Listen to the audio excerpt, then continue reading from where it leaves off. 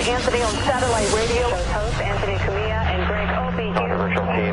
And Anthony apologizing for yet another raunchy comment, profanity-laced rap. Is this the last straw for the raunchy radio duo? Our show is stupid. This is so irresponsible. This should be illegal. It really should be. It's so unethical. God, I hate fucking radio. This could be the worst audio ever. Shut up. Shut your fucking mouth. This is terrible. We just suck all around. I hope you show restraint in fucking my girlfriend. This stinks. Fucking shut the fuck up. We get it. Get it. But enough of this palaver. Let's get the show on the road. Let's do this.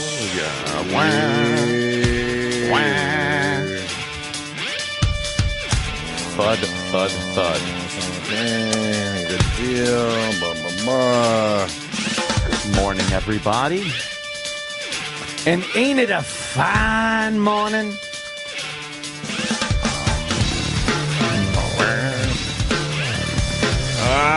Windy. Looking at this drunken idiot on the front page of the paper. How did I get on the paper? I figured I'd head you all off at the pass. Raging drunk. You never want your picture on the front page with the words raging drunk. Raging drunk slashes Muslim cabbie. Oh, yeah? The fuck is wrong with this guy? You think you said it? He's a raging drunk. Had a was few a little beers drunk? and Yeah. you think he's regretting it today? He's some film student, Yeah. and he was supposedly in Afghanistan doing his thesis. And then he gets back here, jumps in a cab, says to the cabbie, asks him if he's Muslim, and then greets him in Arabic, and then stabs him. And says, consider this a checkpoint. They said he was a little nuts, too, though. Yeah, yeah. Good thing it's front page. On the front page. Of I both heard that on the papers. news driving in. Sounds about right, I guess. Well, I mean, this is a good front page, don't you think? With the Yes, whole I Moss do. thing happening, Yes. everyone's talking about it. And I'm only weighing it in what never makes the front page. oh, I see. And well, this should be front page, but Other so- things aren't front page. no, they're not even on page 10. With a big "What a disgrace" headline underneath his blonde hair, blue-eyed picture. He looks like he could be related to E-Rock. He kind of has that frumpy body. Yeah. Oh, jeez. Just imagine he's wearing E-Rock an all of a E-Rock sudden shirt. getting really drunk and raging. Like, you can't imagine that, ever. They're showing it on the news. Every the front news. page. Oh, I'm sure fucking Morning Joe is saying something. Look at the serious faces on these people.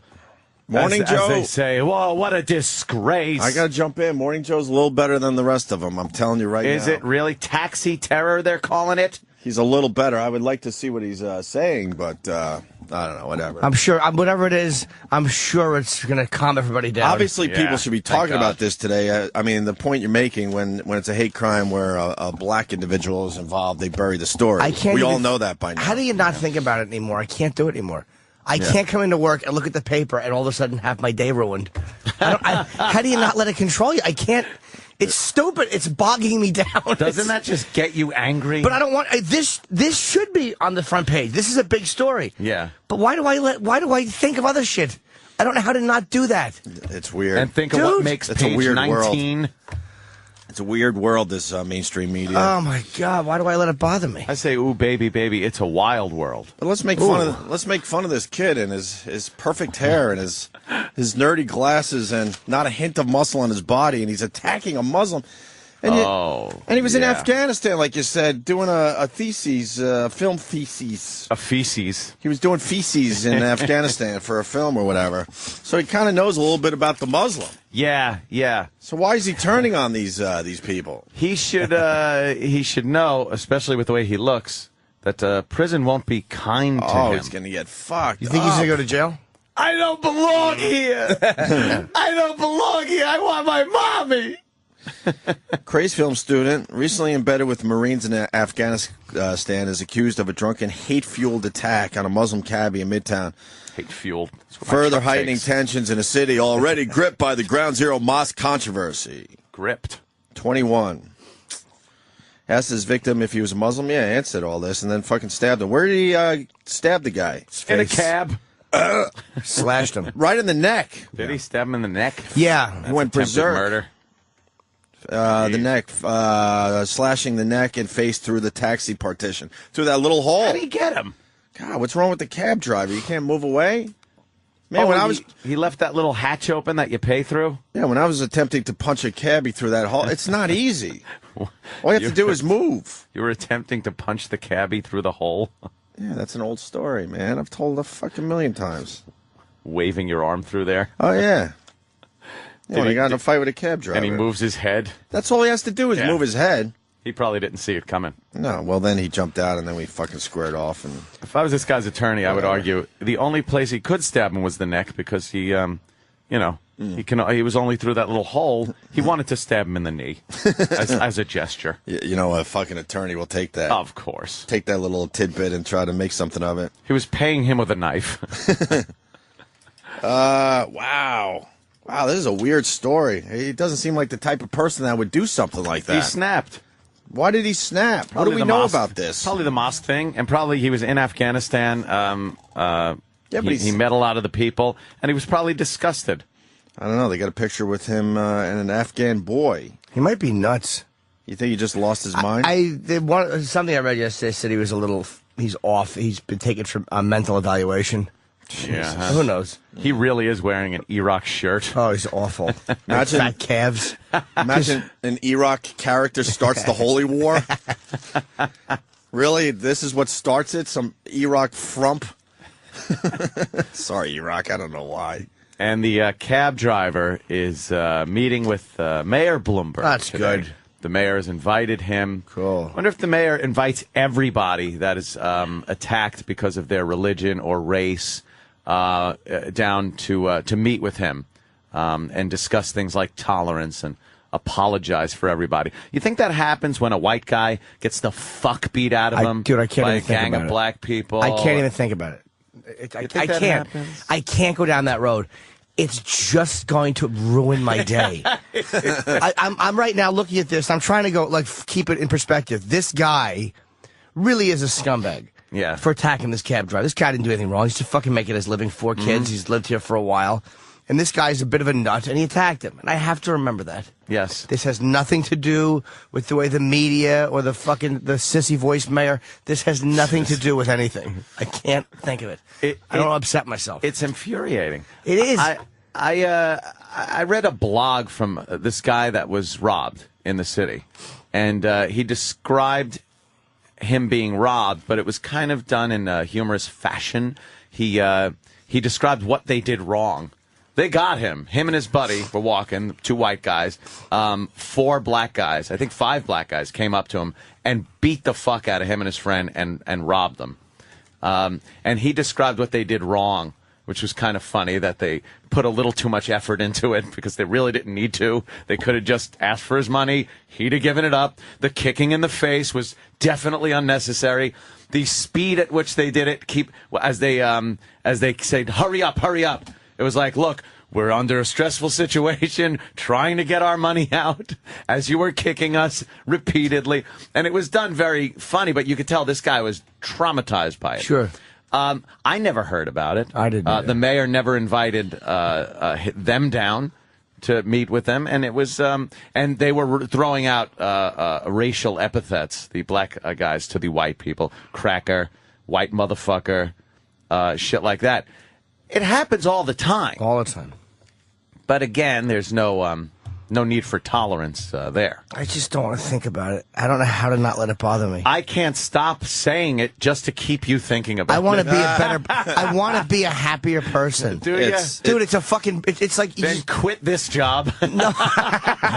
Every morning. But I can't. problem. I don't want to not think of No that. fucking problem.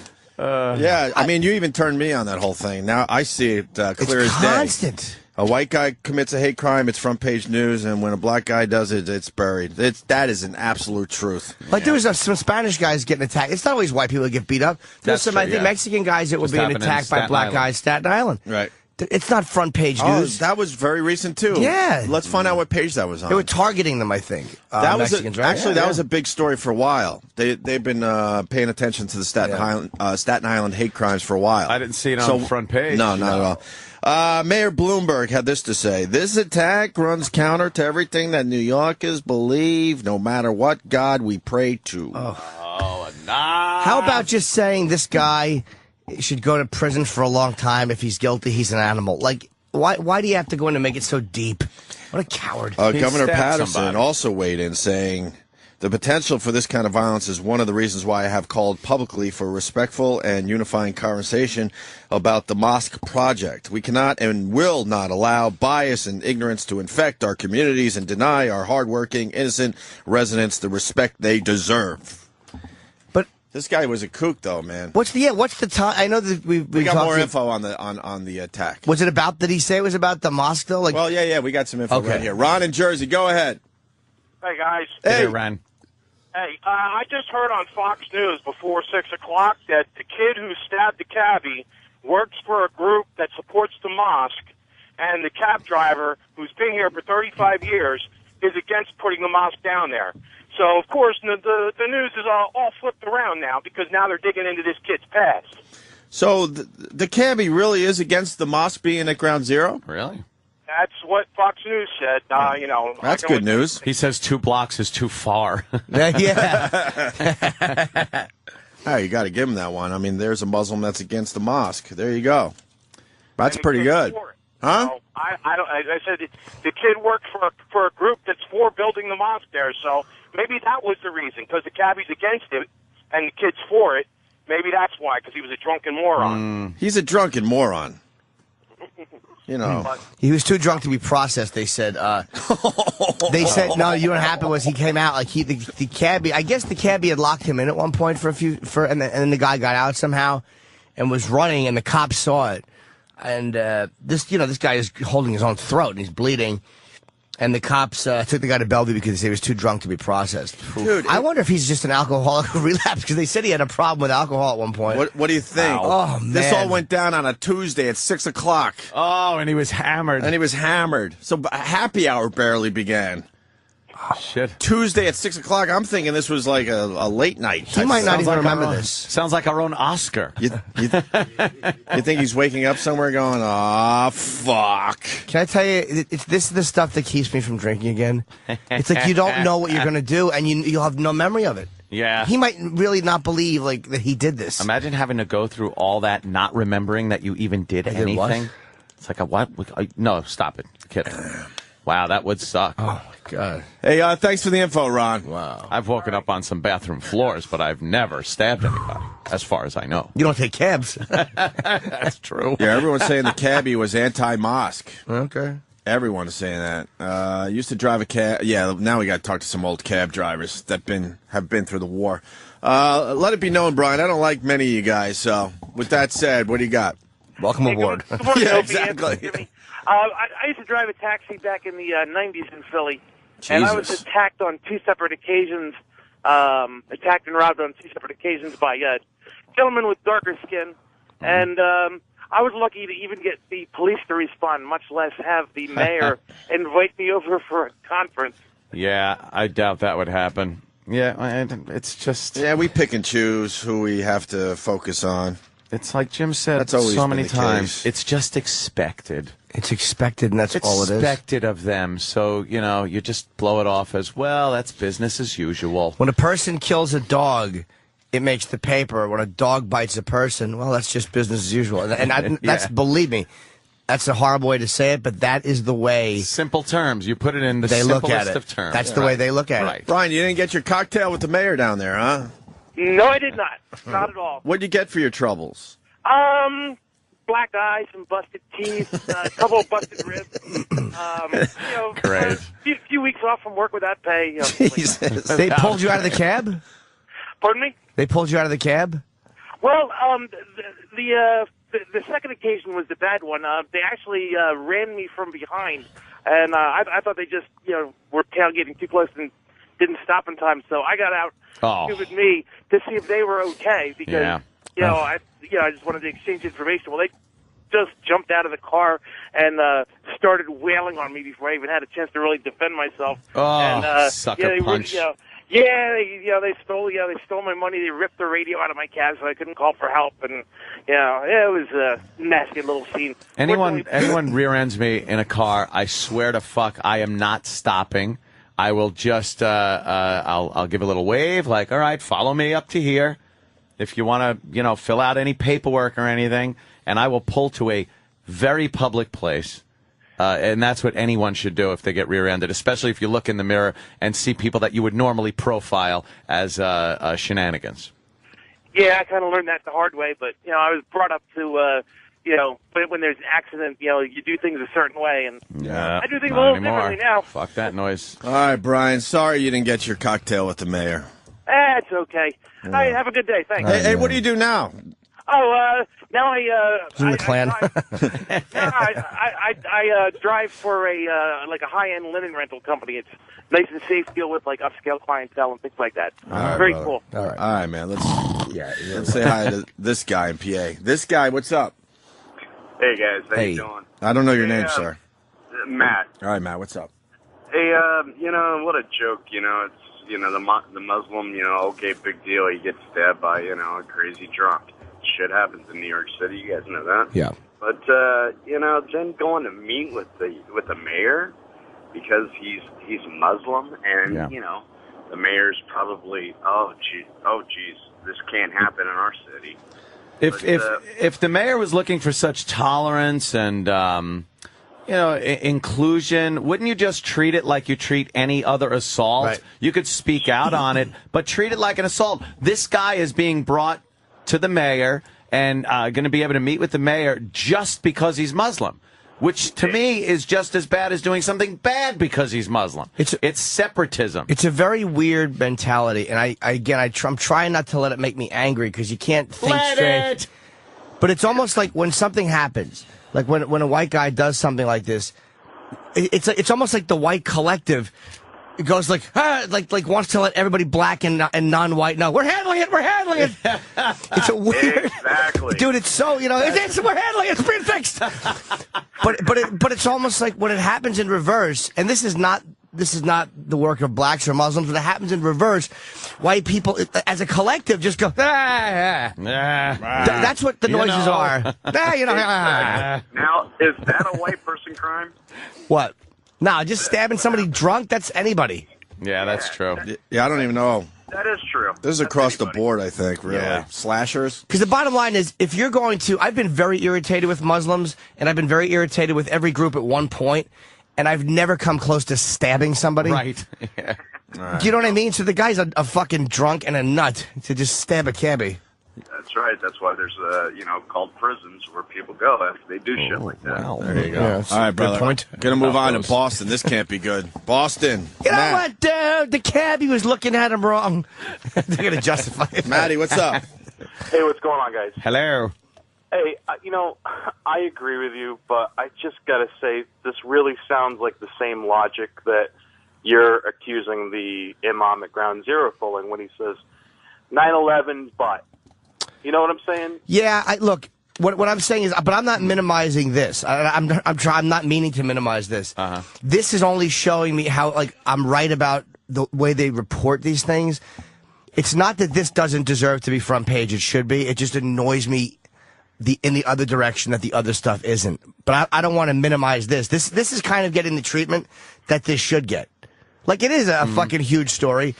And but what bothers me is the motive for the imam saying, well, the Ground Zero, the U.S. spilled more blood, is to knock the U.S. The fucking motive for making this guy the poster boy for a hate crime is for white people to go like, look, see, we're taking care. It's a weird thing. Like, they can't believe he did this. Yeah, oh my goodness gracious. Front page, look. It's a disgrace. We wrote he's a disgrace. Yeah. Please acknowledge we know it's a disgrace. Like, you would never expect it out of him. But if it was a black face, you expect it out of him. No, page 19. All right, Matt, thank you. Maybe you're right, Matt. I don't know. Let's walk through this, man, because there's some great stuff in here. Michael Enright hailed Sharif's cab at around 6 p.m. Tuesday. His name is Enright. Enright. Oh, there you go. At the corner of 2nd Avenue and East 24th Street, an area packed with bars frequented by fellow students from the School of Visual Arts. So they're drinking in the afternoon. As they headed uptown, the suspect, who planned to graduate with honors next May and was filming overseas for his senior thesis, began chatting with Sharif. And then it's like, then there's some shit here I can't even pronounce. I think it was Assalamu Alaikum. Where are you? Oh, yeah, okay. Probably. Yeah. Enright said, an Arabic greeting that means peace be upon you. And then what's the next one? Where are you, bro? What page? 2 or 3? 2. Assalamu Alaikum. Wa alaikum salam. That's just a response. That means please stab me in the throat. Yes, I never knew that. Assalamu alaikum, alaikum salam, yeah. So Sheriff replied using the proper Arabic reply, peace be upon you too. Then he asked me how my Ramadan was going, said Sharif. Ramadan! As they passed 39th Street, Enright suddenly screamed, "This is a checkpoint, motherfucker." Jeez, I don't mean to laugh. This is a checkpoint, motherfucker. I have to put you down, and began calling for the king of Saudi Arabia, Sharif said. Enright allegedly reached through the cab's partition with a Leatherman knife, and while struggling with Sharif, he slashed the cabbie in the face and from the center of his throat up to his jawline. Jesus. Ow. So he didn't even know this guy was against the mosque at Ground Zero. I guess that all came out after the fact. I asked him, "Why are you killing me? Please stop killing me," Sharif said. Why you kill me? Why? He punched me and kicked me. He said, "This is a checkpoint. It's my duty to put you down." Sharif stopped the cab on 3rd Avenue at East 43rd Street, and Enright jumped out. The cabbie tried to chase his attacker. I held my throat. It was like a shower of blood. My shirt was soaked, he said. Jesus. Police officers saw the man. Enright allegedly blamed the victim, yelling he tried to rob me. Bigot slashes Muslim cabbie. And then there's a picture of the guy and his family. Hate charge for drunken student. How is there a hate? It is obviously a hate crime, but it's amazing how the police in other cases always have to make sure it's a hate crime and weigh. This is 12 hours later. Yeah. Usually they're like days later. They're like, well, we're investigating if it is a hate crime, and then normally it isn't. I don't know if this is how true this is. I don't know how true this is. Gary G. in Edison. Hey, Ope, let me start off saying I'm against the mosque. That being said, the mayor's office invites people that are crime victims or heroes all of the time. It's the media choosing to make it front page news. That's Bloomberg true. is still a tool. Yeah. Well, I'd like So to maybe see a list. Bloomberg is inviting victims up there. I don't know. Can I see know a for list sure. of the people that actually go down there? Does it look is it the same as when politicians go to schools to read to the students? Because that's a nice photo op, too. If you know what I mean.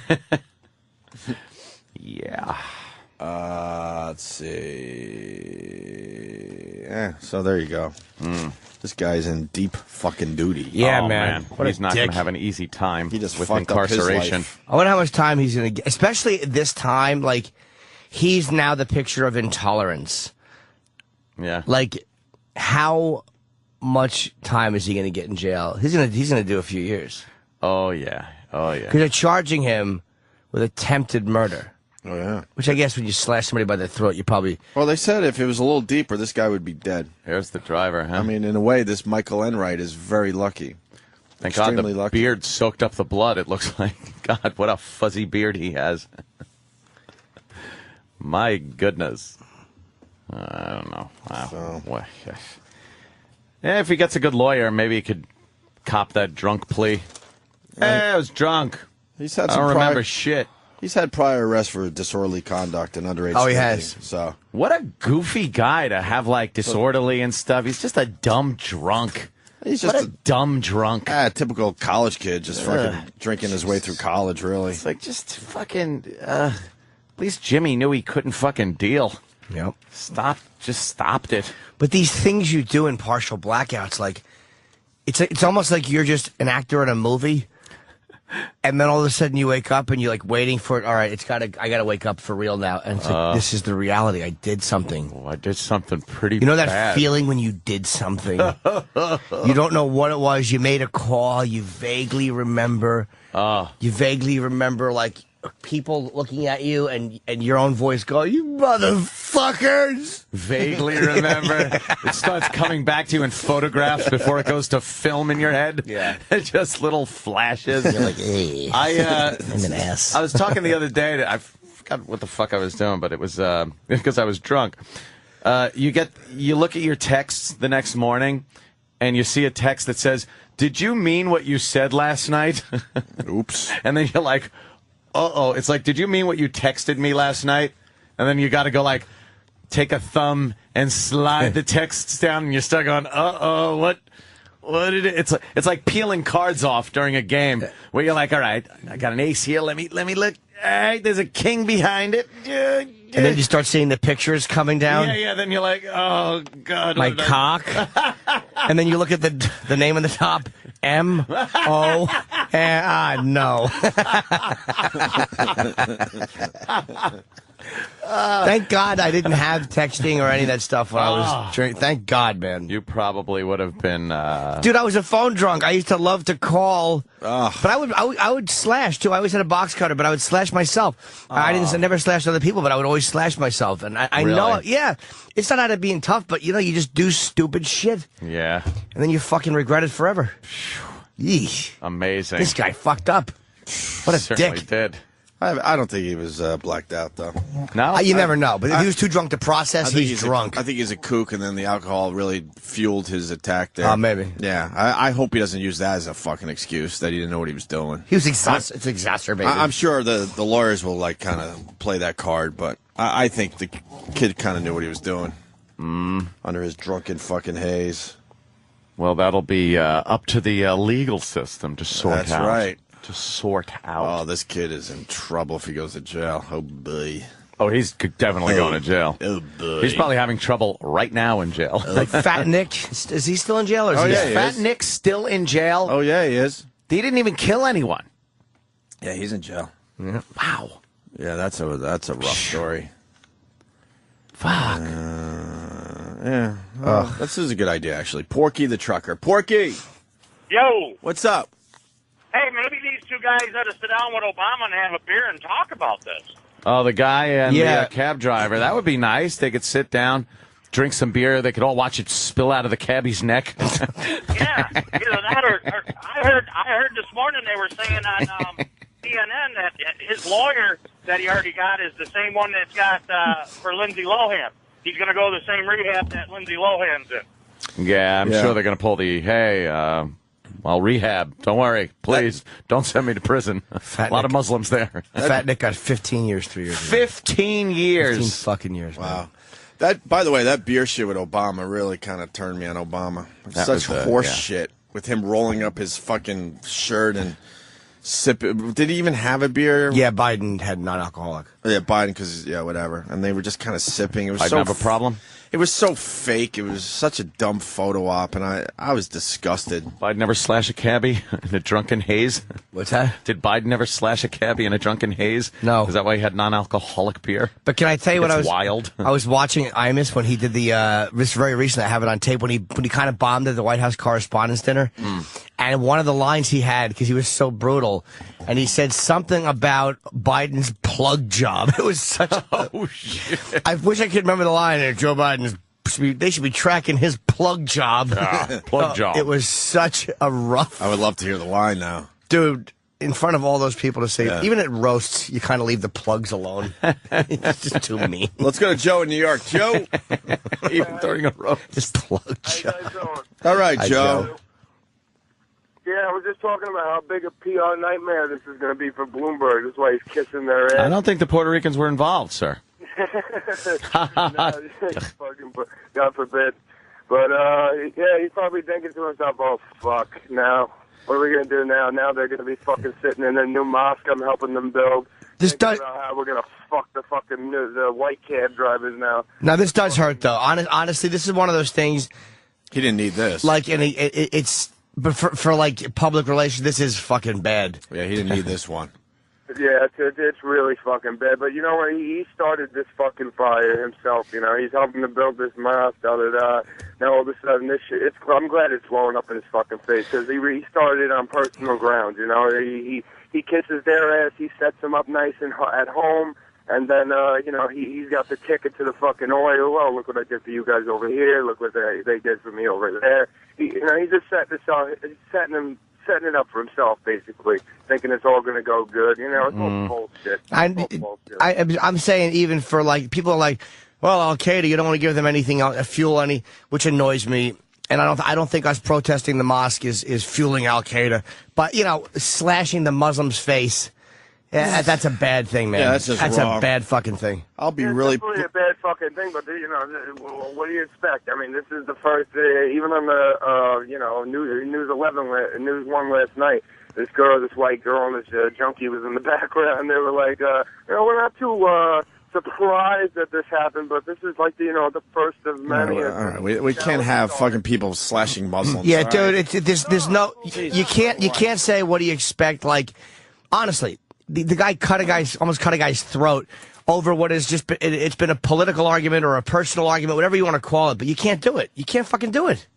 Hey, you give people reasons to do anything when they got no fucking time and they're wasted. They're going to do it. So I'm not going to do it. You're not going to do it. Hopefully nobody else does it, but, this is just a fucking PR bomb that nobody wanted, and this is like getting elected as Obama, and like, oh shit, look what I got on my plate now. Like, fuck Bloomberg, this is, I'd never like to see shit like this happen, but, hopefully it doesn't get worse, I agree with fuck Bloomberg, and I agree with it's a public relations nightmare, but anybody who's, especially since this cabbie wasn't being provocative, or they were just talking. It's like this guy just snapped. A little chit chat. Yeah. All right, thank you. There's no honestly, man. There's no justification for it. No justification whatsoever. And there's no justification for them to build the mosque either. It's just a big fucking bullshit we don't need right now. All right, really brother. No, it's other shit to worry about. Sir. Well, we got Jim. Jim and I'm Philly. right here. Go ahead, Jim. Hey, it's a quick update on the score. Them 3,000. Us almost won. Almost one. Yeah. Yep. Punch it out, boys. That's wonderful. Yeah. Wonderful. It really is just the double standard, but there's nothing we That's can do with the about it. media and with the charge of hate. Like, it's weird. It's like you don't want to undermine this and say it's nothing because it's fucking horrible. Guy almost got his throat cut. It's not. It's hard to separate the two. Yeah. But you have to separate the two and realize this guy driving his cab and living his life was really fucking victimized by this drunken fat boy. By this jerk. Yeah, this drunken fucking slob. By this chode. Stupid Chode. chode. He is shaped like a chode. Dumb chode. He's going to start the holy war. Great. Trump starts the holy war. How humiliating if Al-Qaeda used this guy That's to what I'm fucking motivate saying. them. Yeah. Ugh. How embarrassing. That is embarrassing. What an idiot. Handle your booze, please. What if he knew the future and knew that this guy was gonna do something horrible to the American people and took it in his own hands to do this, and now he's just sitting there in jail thinking, oh my God, I just saved thousands of people. Maybe he does know the future. That's called being a nut.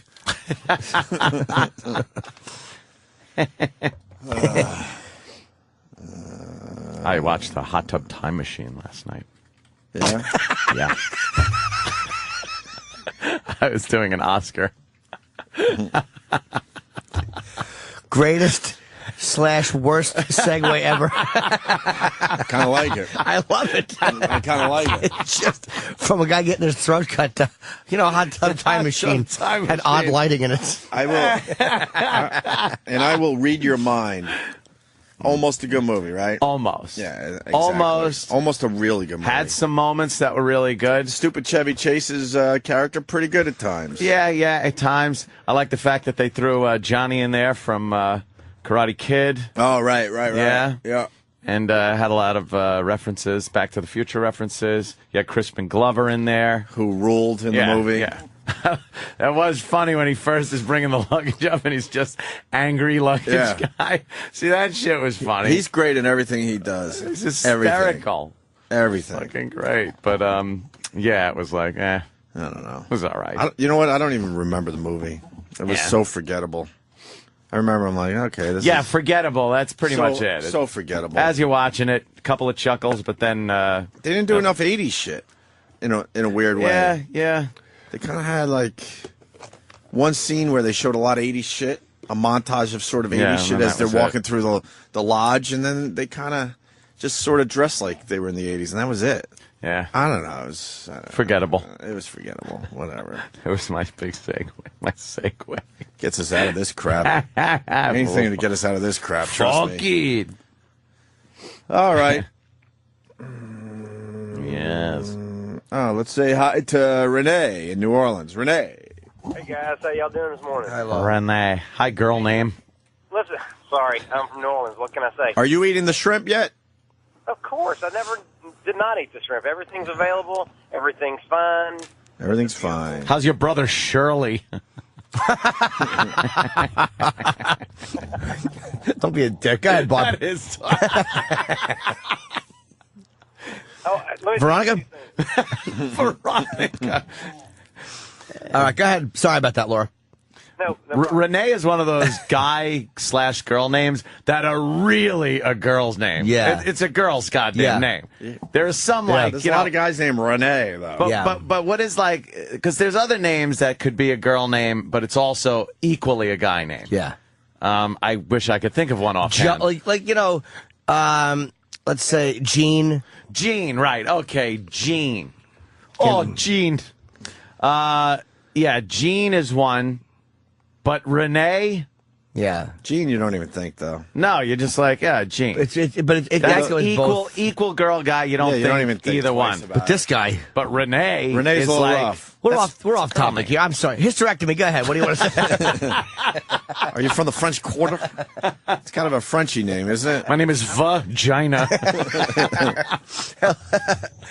All right. My tits hurt. You're on the phone. Go ahead.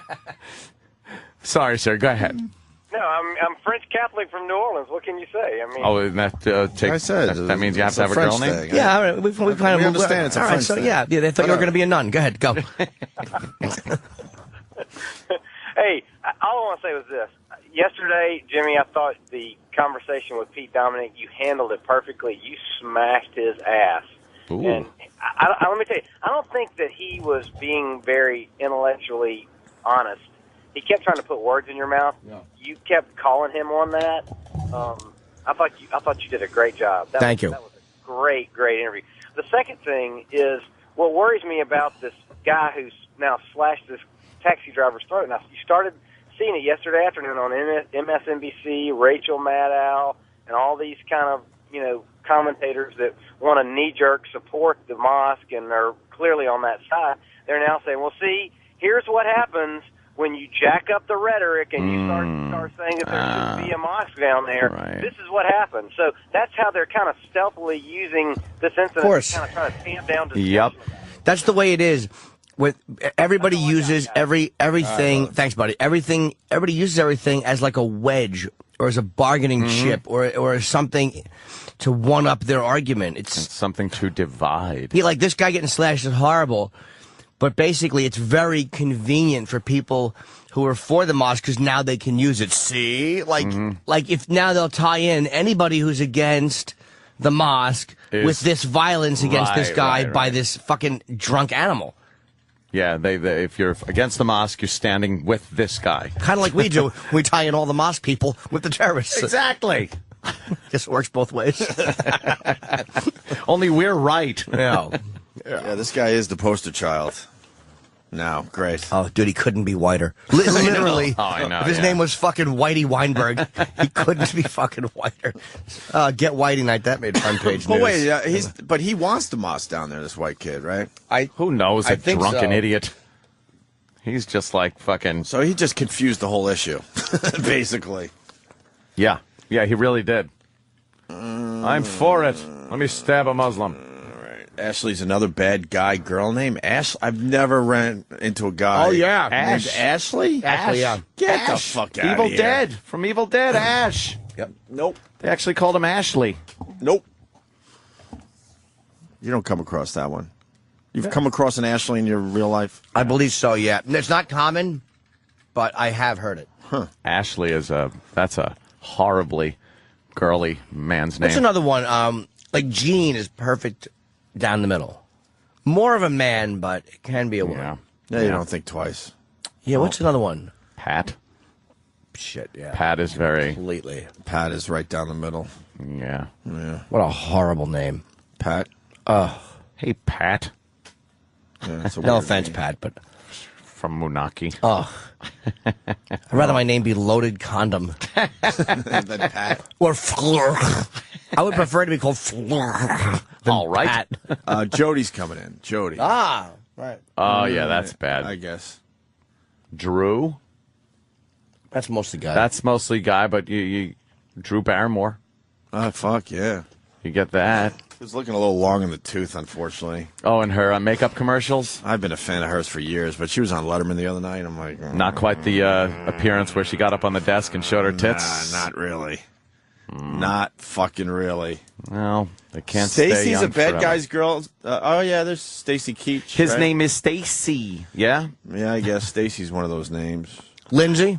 That goes both ways. It's more of a Right. British guy's name, though. You don't hear that very often. And they're all gay. Yeah.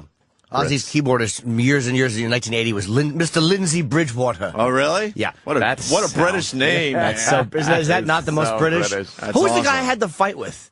The argument on the phone. He was a dick, and I just kept calling him girl names for 10 minutes. Oh, I forgot his name. Girl name. Kelly? Kelly, Yeah, right? Kelly. Yeah, but you think Irish when you see a guy named Kelly. You don't think twice about that one. Sean or Michelle? Michelle is another There's French. no guys named Michelle. Yeah, yeah. French guys. Yeah, Name French one. is another Michelle. Name one. Even in movies, I don't care. Name one. Michelle. Just one. Exactly. Doesn't happen. No, there is like a Michelle. My Belle. No, they. La la la la la la la la la la la la la. It's Michelle My Belle. You mention a song, and I do part of it like that. Didn't make the top 10 Beatles songs of all time. Oh, Stupid Rolling Stone had to put their dumb list together. Are you trying to top my awful segue? No, let's have a fun game. Let's play. Let's guess Beatles songs. Whoever gets a Beatles song wrong has to kiss the other two. No, that's okay. You enjoy that. I wouldn't enjoy it. I mean, I would try to get them right. Good point. Let's see. Did they mention Sgt. Pepper's? Give me the other fucking paper. Because it's a typical list.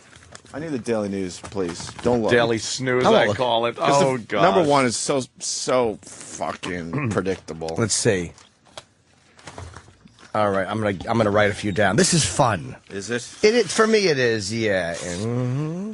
Top 10 greatest Beatles songs as chosen by Rolling Stone. Let's see how many you guys could get before there's a buzzer. Sgt. Pepper's, which shouldn't be one, but I know that they chose it. Well, how about we hit the buzzer? Oh, good. Yes. Oh, shit. I'm happy to be wrong. Not one of the You're top wrong. 10 Beatles songs of all Top time. 10. Helter Skelter. How about we hit the buzzer Really? again? Oh. I'll have to say A Day in the Life. Well, there's that list. Number one. Fucking asshole. We can still do the list, though. It's still 10. It doesn't I matter. could have fucking killed 10 minutes. I was 10 just minutes closer saying. to vacation, but you had to do it. Well, I thought it was just. I didn't think it was going to be number one. But that's typical Rolling Stone bullshit.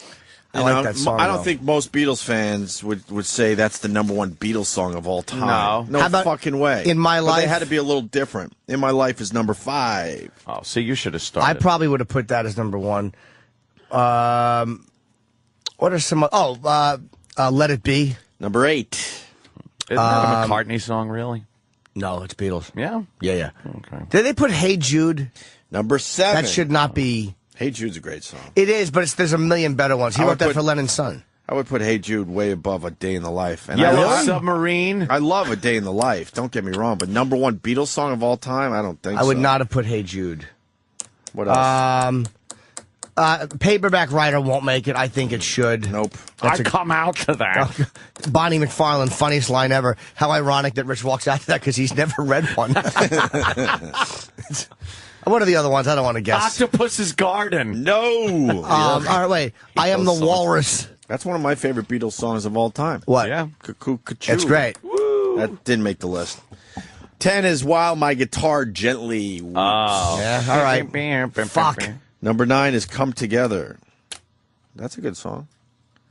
Number 8, Let It Be. That could easily that would be way up there for most Beatles fans. I'm thinking. Yeah. Hey Jude. Number 7, 6 Something. What's 6 something? Oh, something. I don't know that one. Something in the Way. Oh, right. Okay. I would never have put that in the top 10. Number 5, In My Life. 4, Yesterday. Oh, yeah. Which is obviously a Paul McCartney song. The rest of the Beatles basically had nothing to do with that song. Strawberry Fields. Number 3, very good. I don't like Strawberry Fields. Well, you're not invited to them. Oh. I like the trippy Beatles stuff, man. Yeah? And number 2, I Want to Hold Your Hand. I didn't like that poppy Beatles Oh, shit that's at like old. all. They had, you know why? They had to put in one of the older ones. Never liked the poppy Beatles crap. Do you ever hear like their And then finally, A Day in the Life, number 1. I don't know, man. I might agree with that. I love that fucking tune. Which one? Day in the Life. No, I think it should be a top 10, definitely. I think Let It Be, though, when you're talking Beatles. My Mother Mary was annoying, though. She gave kind of shitty advice. She had autism. She could just say the same thing. Hey, I got some, look, my fucking woman, let it be. All right, I understand that, Mother Mary, but I need some help. Let it be. She's like, all right, not you. Fucking one-trick pony, let it be. Yeah, so that's big news today. News today, oh boy, that's the headline. See? All right, why don't we take our first break? Tiger's talking about what Elin said, blah, blah, blah, blah, Can you believe he dropped the C-bomb? Well, she... in person. You know, it's getting ugly. They're going back and forth now. That's tough, man. Yeah, but Tiger's talking. And everyone's wondering if now Tiger could start playing well again. The Barclays start today. I bet he will. Who the fuck fell asleep and didn't qualify? Furyk. Wow. Jim Furyk. That is fucked up, man. I don't get that, though. How did he missed a Pro-Am? Yeah, he missed his Pro-Am start by 5 minutes. So who cares? It's a Pro-Am. They're forced to play the Pro-Am? No. Because the tournament starts today, so I don't understand why they kicked him out of the tournament for missing the Pro-Am by 5 minutes. What the story that I read was actually Phil Mickelson was like trashing the PGA because only like a third of the players that are playing the Barclays are in the Pro-Am, so it's a rule that only applies to like a third of the group. Oh, shit. So I guess a couple of years ago they made a rule that if you miss the Seinfeld with the if marathon you miss runner. the start of the Pro-Am, because I guess a lot of people were just skipping it, you know? Right. You were disqualified. Wait, so so he overslept by 5 minutes. And that's dumb. yeah, That is dumb. It's a stupid rule. It's another dumb golf rule. Yeah, golf has some weird Golf fucking just rules. has some fucked up rules. Golf takes themselves very seriously. Golf. Too seriously. Yeah. Poor fuck. Jesus. Oh, is it worth playing, you think? Yeah, thumbs up. All right, we're going to go to break with Jimmy going after a guy with a girl's name. It was Lynn. Oh, Lynn. Right. And we go back in There's like a time few for minutes. this as we go to break. Hit it. In Vegas. Lynn? Yeah, I remember here a few months back you guys had a thing where you wanted us to do little takeoffs on free FM, and mine at the time was the same as it is now. You get what you pay for. You pay nothing, you get nothing. And it's like your FM, or free FM is rather like 2% milk instead of real milk. And then Anthony just a while ago blew up at the guy and screamed at him and said, "Hey, we're tired." Well, that's just the fact. XM is now getting the crumbs that are left on the Well, table. that was Opie, first of all. And it was That a blew joke, up. you Opie, I'll go ass. back on that. It was a joke, sir. It was completely a Doesn't matter. joke. I still Then how about this, sir? Fucking cancel XM. Just cancel it, you fucking girl named Jizz Bucket in Vegas. Shut up, you fucking girl's name. Cancel it, Mary. Hey, Francine, cancel it. Throw out your XM, Betty. Hey, Laura, no reason to keep an XM if you're not enjoying the show. Throw it out, Mertrude. That's not even a name, but it sounds faggoty, and it belongs on you, Linny. Yeah, you piece of shit. You're the only one who thinks you're funny. That's the beauty of me.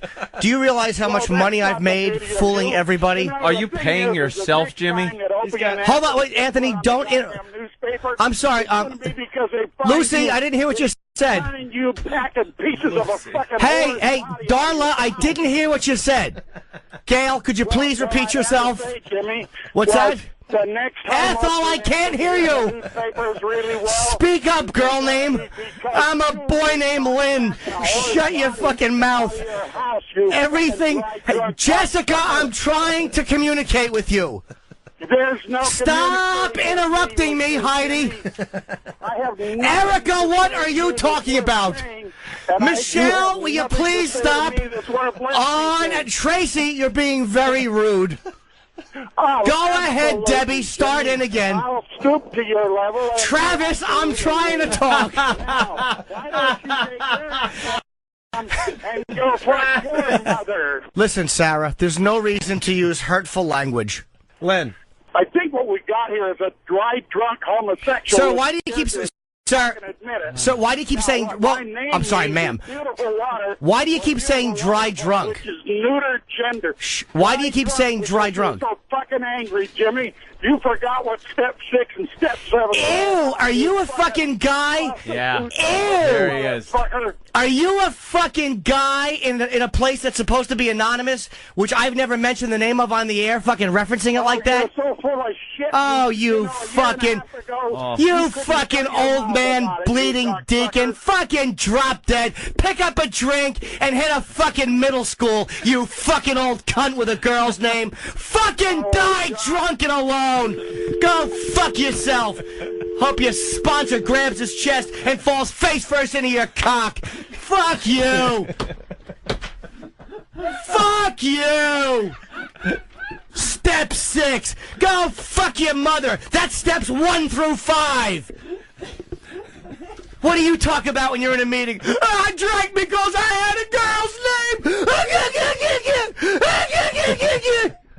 You fucking Vegas piece of shit. 63 years old. You ought to be ashamed of yourself. Bounce your grandson on your lap and try to explain that that's a pen, that not a little tent you're developing. And I'm a dry drunk. You incestuous pedophile with a fucking chick's name. The Opie and Anthony Show on the virus. Sirius XM. Show yourself.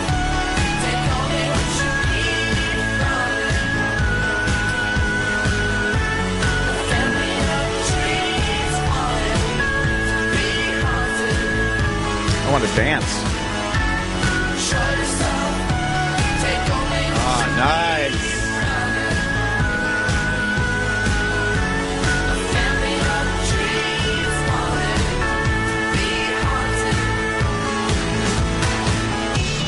MGMT. Saw them a week and a half ago.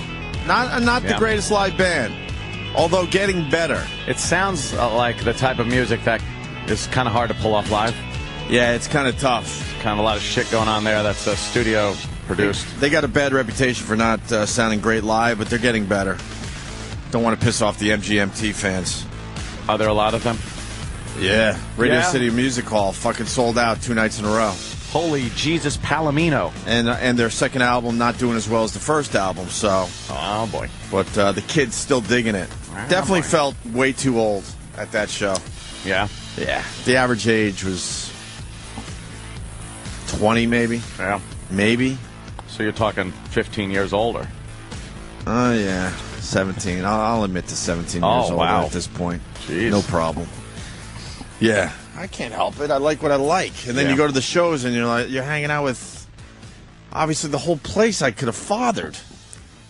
People look around and think that, you probably brought your daughter there or something. Yeah, I don't. Thank God I don't look like the old guy in the club, though. The old guy in the club. Thank God I don't look like that, but I don't know. There's certain places you just can't go after a certain age. Like where? Well, like that concert or like a dance club. Oh, no. You can't walk into a dance club. At our age? You just don't want to be that guy. I felt like I could be at that show. Yeah? Yeah, I did. I still feel like I could walk around, concerts for the young people. Yeah? Yeah. You don't want to be caught at a Lady Gaga show. Would you see Lady Gaga? I think I would see Lady Gaga. I saw her live. I saw her. She was great. Old guy at the club on YouTube. Rules. God. Yeah. Danny just pulled up old guy at the club on YouTube, and man, does that guy just look out of fucking place. Yeah, you don't want to be that guy. God damn. Oh, you guys know what we got to get? Thank you, Sarah from Buffalo, once again. A few people sent this to me. Do we have Daniel Staub? Rusty Staub, yeah. Danielle Staub? Danielle Staub. She bombed on local news yesterday trying to sing. Oh, did she bomb? Oh, boy, did she. Really? Well, she's trying to be a pop star. Please. Oh, yeah, she had a record. She bombed. Bombed horribly. If the boys down the hall could get it, that would be great. Unless it's on YouTube already. I would imagine it is. Oh, yeah, did she bomb. Oh, boy, did she bomb. She's not going to be a pop singer. I'm sorry. Did they say she bombed or no? 47-year-old trying to be a pop star with no experience, really? Ooh, wow. That just doesn't look good. She's fucking, yeah, just leave that alone. You're done. You're past that. What the hell am I listening to? What the fuck is to? that? Was that you, me? Something else playing in the background? The computer? Old guy at the club is still playing. Oh, okay. Oh, no. Oh, no. Okay, this is Danielle Staub. Danielle, whatever. This looks so stupid. This is Lori Michaels a live. massive bomb. Ugh. If I could tell you how I feel, and if I could show you my love's for real, if I could let you in my soul, you would know. She has 3 dancers with her, 3 male dancers. When all my dreams seem shattered, when I seem to lose it all, why am I so scared? Why am I so scared? Oh, God, I can't take this. Are you embarrassed? Dude, I can't look at you. I'm embarrassed. To be close to you. It's not bad. Shut up. It's so bad. Ah. She's trying so hard to be sexy. Oh, yeah, she's sultry. Yeah. Gonna crack a hip. She's doing her little shake, and the 3 fucking muscle fruits are dancing around her. Ah. Shaking her hips. This is so bad. A sex tape and a pop star. She's an ass. They're picking her up. Oh, God. Stop it. Tell me how you feel. Oh, they're bringing the lead singer. They bring in a real singer to help the song. Oh, it's with Lori Michaels. Who's that? That's supposedly her lesbian lover. Just to keep her name going. Oh, the one that wouldn't come in here? Yeah. When all my dreams seem shattered, when I seem She's to lose terrible, it too. all, why am I so scared? Why am I so scared? Oh. Pretty good. Why am I so scared? Jimmy's dancing and saying it's pretty good. Real close to Do you think the people on the news channel that this is on are just laughing behind the scenes? Yeah, I guess they know that this is enjoyable. I wish I could do the robot to this. It's almost doing the Running Man. Holy shit. Oh, how did the news handle it? Yes. Wow. This dance is called the menopause. Yeah. It's no, you know, you take both of your palms and you put them on your midsection and you push down. It's do the hysterectomy. Jesus. Do the hysterectomy. Or you put the left hand over your heart and you wave the right hand. What's that called? The I got a lump.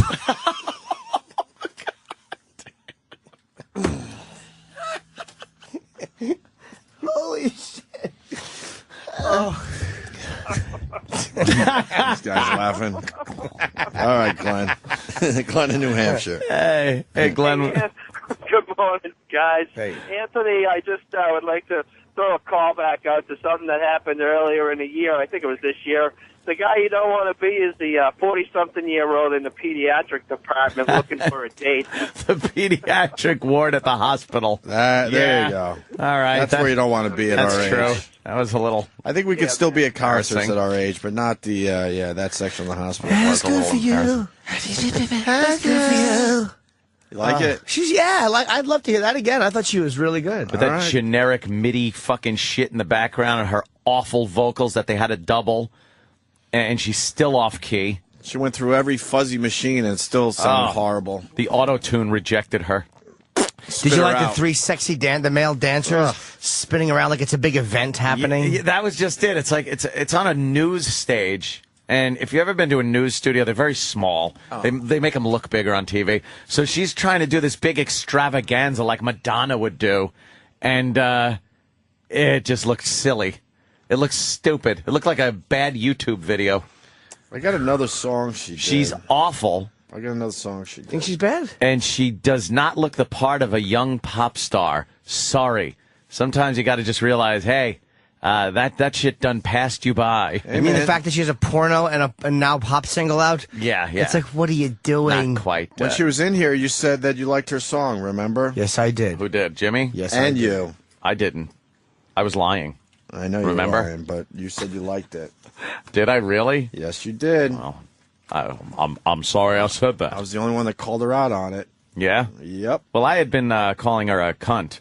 Oh, that's true. So I had to back off somewhere, so. Here's another song she did. I saw the sign. It opened up my eyes. I saw the sign. Life is demanding without understanding. I saw the sign. And it opened up my eyes. I saw the sign. No one's gonna drag you up to get into the light where you belong. Where you belong. What happened? I miss her. I love that song. It was so fucking funny. The first time I heard her do that. I saw the sign, and it opened up my eyes. I saw the sign. Life is demanding without understanding. I saw the sign, and it opened up my eyes. I saw the sign. No one's gonna drag you up to get into the light where you belong. Where do you belong? She gets all breathy and shit. What happened to her? Get her back in here. Who knows? She should sing some Lady Gaga for us. Oh, she was wonderful. She was. She was great. I saw the signs. Opened up my eyes. I saw this. Life is demanding without understanding. Was that like 05? I saw the sign, and it opened up my eyes. I saw the sign. Life is demanding without understanding. I saw the sign, and it opened up my eyes. I saw the sign. No one's gonna drag you up to get into the light where you belong. Where do you belong? Is that her? Yeah, that's her on Facebook, huh? That's her on Facebook, huh? Let me see. She's looking all right, man. Yeah, she's cute, man. She was a nice girl. I think she was just a college girl when we met her, right? She was fun. What does she do? She producer, hug giver, and cupcake eater. Cupcake eater might be a problem. Oh, yeah. That might be an no. old picture. Let's go. We deliver keggers. Oh, that's really going back. I don't even know if I have that. I do. You know what? We deliver keggers. I remember her. I actually got to know her, like, just very casual. No, we never fooled around. She was, what was that song? What was the, was it a song that you guys were trying to get done, or what was the No, purpose it was of that just song? an original song of hers. Yeah, she had was a an band. artist. She had a band, and remember she wore her cowboy hat. Yeah, and she would come in here with There, Christmas there. lights wrapped She around is. her. Ow. Oh, sorry. That Can you hurt. start this over? Wait, she sang a song called "We Deliver Keggers." Yeah. Dude, the Is it song terrible? got so big on our show. We did a live show, and she was the highlight. Oh, she came yeah. up and listened to this crowd. The audio's a little rough, but the whole crowd gets into it. Go ahead.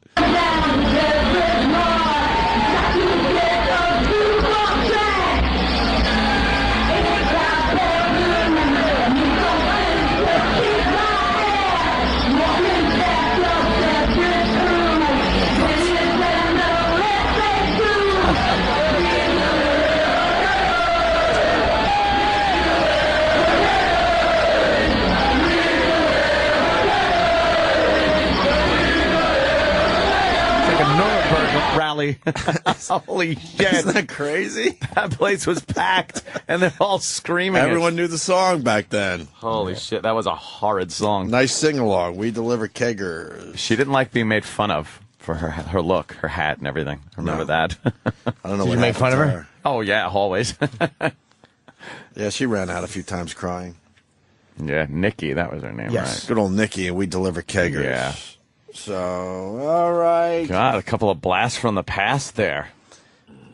I saw the sign. I saw the sign, and it opened up my eyes. I saw the sign. Life is demanding without understanding. I saw the sign, and it opened up my eyes. Is it obvious we're I getting... saw the sign. No one's gonna drag you up to get into the light where you belong. Yes, you belong. That's what you do. You whisper your way through a song. That's what that Danielle Staub was trying to say. Is it obvious that we're getting loopy and very ready for vacation? Oh, I know. I'm so sick tomorrow. I'm telling you sweetie. that. I'm feeling it. Did I I'm make sick that tomorrow? What? Did I make that Nikki girl cry doing a Mike Tyson impression once? Somebody said that. Yeah, that's what I said. Oh, really? Okay, because we I just read it on here. It was a Wow. classic bit. Damn. All right. Oh, that was the bit to kind of make her cry and run out of the studio, right? Probably. Yeah. Just always that was smart on our part. Make girls run out of the studio crying. What's wrong with us? What assholes. Fucking idiots. We're stuck hanging out with fucking dudes. All dudes, all day, Drinking all night. beers in our office. Real smart on our part. Tiger, he's about to tee off at the Barclays. Can we put the Golf Channel on or whatever The fucking channel's doing Barclays. Where's Mars? I need golf today. Yeah, the Barclays start. I think his tee time was 7:15. So Tiger was at the Barclays yesterday talking about his wife Elin because Spoke up. She's got the big article in People magazine. How she was basically mortified by this. All right, thanks. Yep. And Tiger talked about his divorce here at the press conference. Tiger, in today's People magazine, Elin describes the end of your marriage like a death. She says she feels grief. She hopes to forgive you one day. I'm wondering, do you still love her? Do you wish it had ended differently? I wish her the best and everything. It's a sad time in our lives, and we're looking forward to in our lives and how we can help our kids the best we possibly can, and that's the most important thing. Do you still love her? I think that's the most important thing. Do you still love her? Do you think that this I bet you he would have. Cunty question that But is. I mean, though. to ask 3 times, I bet Enough. you he would have said yes before he had to give up $100 million. You think? Oh yeah. Now that he just lost about 100. Depending on what source you believe, Like, that isn't- he's not gonna. He doesn't love her anymore. That to me is not a question That's not newsworthy. It's not news. It's not her fucking business. It's no one's fucking business how he feels about her. You still love her. Like that. That has nothing to do with a divorce, a settlement, how you're going to deal with even the kids is kind of a, if you give a shit, a news thing. But do you love her? Do you still love her, Tiger? Tiger, do you still love her? Well, the news isn't the news anymore. What? So fuck. Ask Twat. away. Whatever. Yeah. Whatever. this could be your chance to get your team back together? There's a lot of speculation on whether you can focus more on golf now that your divorce is closure. Well, it's one of those things where it's a sad time, and we're going through it right now, and as far as my game and practicing, that's been secondary. We're trying to get our kids situated to our new living conditions and how that's going to be, and that's where our focus is at right now. But you've been number 1 for 5 years, and your comeback. Say again? You've been number 1 for 5 years, and It's been longer than that. Oh damn! Oh, he shit. fucking had to fucking educate that motherfucker. But you know how much Tiger hates talking about his personal life like this? Yeah. He was. Never, We're trying to get our kids situated. Like, yeah. Not that guy. It was always about golf. Where did he lose his right to privacy? Like, meaning. Oh, the day he fucking crashed that Escalade. I guess so, man. But a year ago, he would have said, none of your business. I don't talk about my personal life. I'd have crashed that Escalade, baby. Mm-hmm. And then this. Feel a sense of relief or remorse after Monday of, finally getting this thing that's been weighing on you for a while? I don't think that's the word. I think it's more sadness, because I don't think you don't ever go into a marriage looking to get divorced. Really? That's the thing. That's why it is sad. Do you have any regrets? What's that? Do you have any regrets? Well, my actions certainly led us to this decision, and I've certainly made a lot of errors in my life, and that's something I'm gonna have to live with. Sounds like a different Tiger. What a dumb question. Sounds like he's regrets? relieved. And regrets? Nah. What was she asking? That dumb twat. She's horrible. Any regrets? Of course. 100 million of them.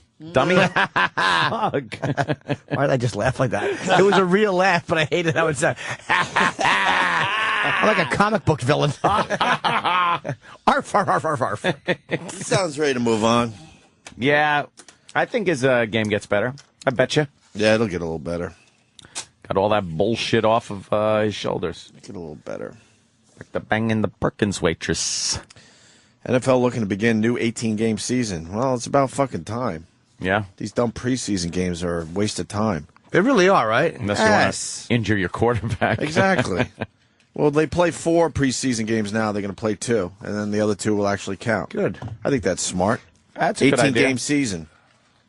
That'll change a lot of things. Yeah. Won't change the price of tea in China, I'll tell you that much. You know. That's fucking regular Joe. Oh, you're being regular Joe? You know, hey. Just put a little elbow grease into it. Yeah, what do I know? From 16, 18, I'm working.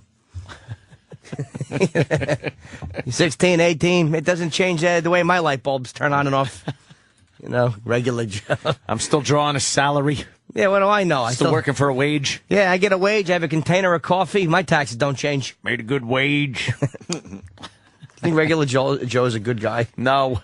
Regular Joe's a scumbag. Really, I wouldn't say he's a scumbag. I would. Bit of a goose. He just wants to be regular Joe. Yeah, well, no skin off my knee. Yeah. What are you gonna do? I want another coffee. Yeah, Do so you? do I, man. I need coffee What? today. I don't want to give away the answer, but like till the end of the fucking show, I want to do a quiz. Oh. Like a running thing. Guess who's going to see Bill Cosby Saturday?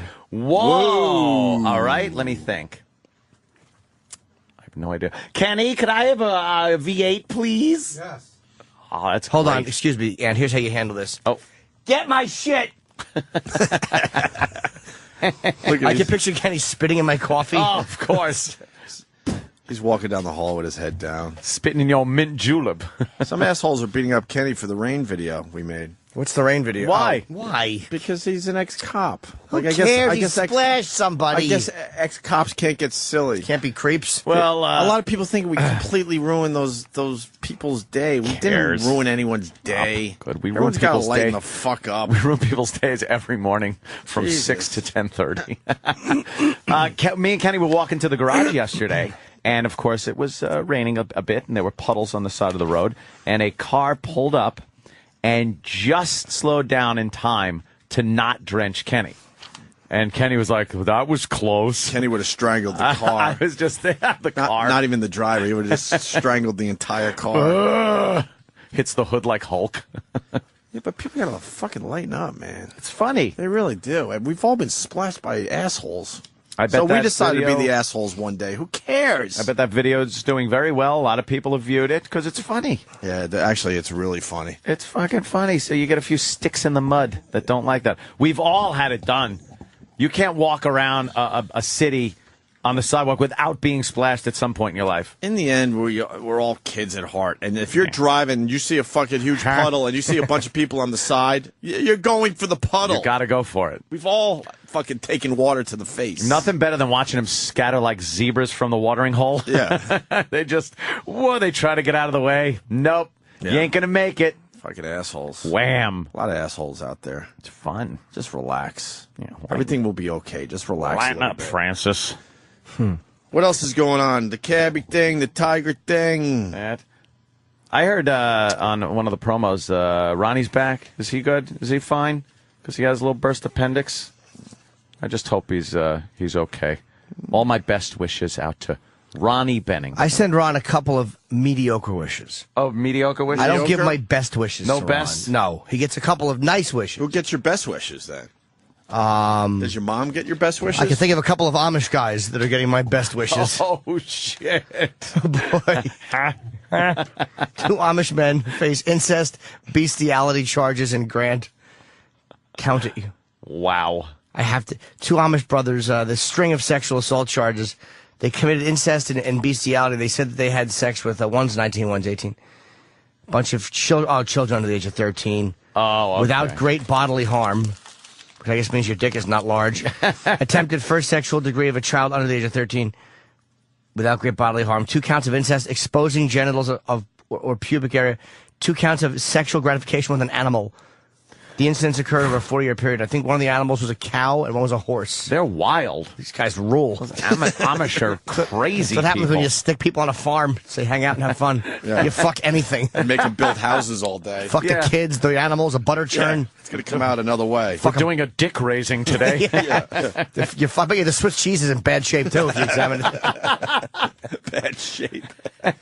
The animals are refusing to press charges due to embarrassment. They walk up to the blind girl and tell her it's a butter churn. That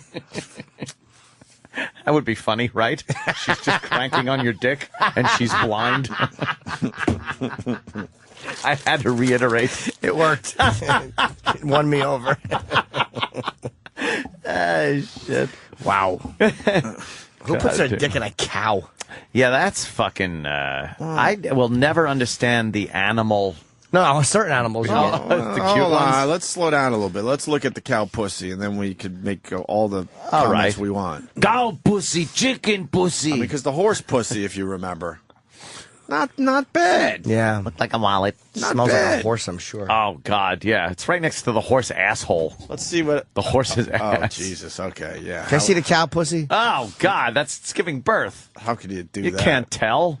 How about one that's not giving birth? Exactly. How about just a nice juicy cow How about pussy? a pure cow pussy? Something hot, a virgin. Right. Thanks, Kenny.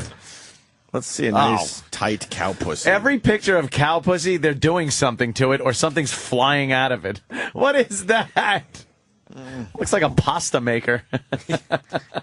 Yeah, the Ron Popeil or something. Exactly, Chip. Making some cow pastas, you know. Yeah, hard to get cow pussy without something disgusting just dropping out of it. But I just don't get the animal, the bestiality thing. When you see the horse fuck video from Seattle, I mean, that doesn't at least make you understand how it could be fun. Like the first 10 inches, you're like, that would be all right. First 10. Jesus. Like the first 10 by 6 Wow. inches of horse dick. Oh. Well, the Amish are getting crazy, huh? Yeah, Let's say hi to Larry in Tennessee. Larry. It's caked in shit. Hello, boys. Hello. Cows get a lot of fish up their ass and pussies and stuff, huh? All right, why don't you just say it? Cows are lucky devils. Yeah, Larry. Well, you guys were talking about the splash videos. I was stationed in Germany for 7 years, and splashing people with your automobile like that is against the law. Of course it is. Why? Because they used to splash Jews with gas. Yeah, They're a fucking horrible nation. Why are they taking the fun away from you guys in Germany? Well, That's just fun. It's one of the things they very strongly warn you against because they really enforce it. I mean, there's a lot of laws. You know what I do when it's really rainy in New York City? I fucking walk close to the walls because I know there's assholes out there Yeah. that are willing to do that. You got to watch it. So we decided to be the assholes one day. Who cares? Imagine going from a country that nearly conquered the world. Right. Nearly owned the world. This close. To giving out tickets because you're splashing people. That's a big drop off. Let's all just relax. Oh, look at cow pussy. Okay. It looks very meaty, puffy. Jimmy. What do It you looks think? wet. And it's pinkish. Now his caked hair's in off shit. it. The guy's putting his fist in. How are you going to ever make a cow come? You can fuck a cow as hard as you want. You care about making the animal come if you're practicing bestiality? A man is not a real man. The animal doesn't come and collapse on the floor. It's not a crime if the thing doesn't feel it. Really? Yeah. If they're just It's in sitting the there, rule and book. it's still chewing its cud. Yeah. It's grazing. If it had no idea that it had a fucking Jim Norton penis in it, then it's not a crime. It's not rape if the victim doesn't stop eating. If the victim is still enjoying hay, you're not committing a rape. Nope. So what's happening to these Amish guys charged with having sex with at least Yeah. 6 children, a cow, and a horse? Jesus. Yeah. Are they What the subject fuck? to the normal laws or Oh, yeah. the Oh, yeah. Amish laws or some shit? The normal laws. Yeah? Oh, fuck yeah. Oh, okay. I wasn't sure. I thought maybe it was like some wacky cult or something. You know? I think American Indians too. Like even though they have their own laws and tribal councils, you can't be a kid fucker and not have the government have the feds step in on you. Yeah. Well, let's continue with the debauchery, man. A woman nabbed for autoerotic crime or the chiropractor story? Oh, autoerotic, and I know they probably spelt that AUTO. I know this story. A Cincinnati woman was simultaneously masturbating with a sex toy and watching a pornographic video while driving last week. Wow. Fantastic. What a good egg. Yeah. Not a pretty egg, though. Oh, what? They got a picture of her? Calandra Hamilton. Oh, Jesus. It's not a black fucking woman Christ. crime. That's a white woman thing. I'm surprised. That's absolutely a white woman thing. Again, we're seeing this trend. Pulled over last Tuesday evening and a traffic stop triggered when cops noticed she was driving a 2008 Pontiac triggered. with overly tinted windows. That'll get you every How'd they time. Why are catch her? people doing that? That dark tint? Yeah, you got to watch that. That's when officers noticed that Hamilton's pants were unbuttoned and she had a vibrator in her lap. All right, Hamilton. Are you allowed to do that in your car? No, I don't know. Why not? I think it's probably a distraction. But wait, what's the crime though? How could they arrest her if she just had her pants unbuttoned? That's nobody's business. That's what I'm saying. Questioned by cops, Hamilton admitted to engaging in autoerotic manipulation. It revealed that she has also been watching a porno movie that was playing on the laptop of a friend in the passenger seat. Oh. It's being dirty. Was she driving okay? They pulled her over for the Driving tinted with window shit. impaired alertness. Really? Yeah. How humiliating. Why would you admit that? And then she was charged with possession of drug paraphernalia. Oh, crack pipe. Well, Broken pieces of crack pipe in her purse. all right, now we're getting back into the normal Crack. crimes. Crack. Now we're getting back into racial lines with these crimes. Oh, Ant. Oh, you know it's true. No need to be so fresh. Crack. I was watching one of my favorite shows last night. That goddamn Locked Up Abroad. Oh, it's fucking great. What'd you do? There was some Locked Up Abroad. Chip. There was a guy who went to the Philippines. He wanted to be a missionary.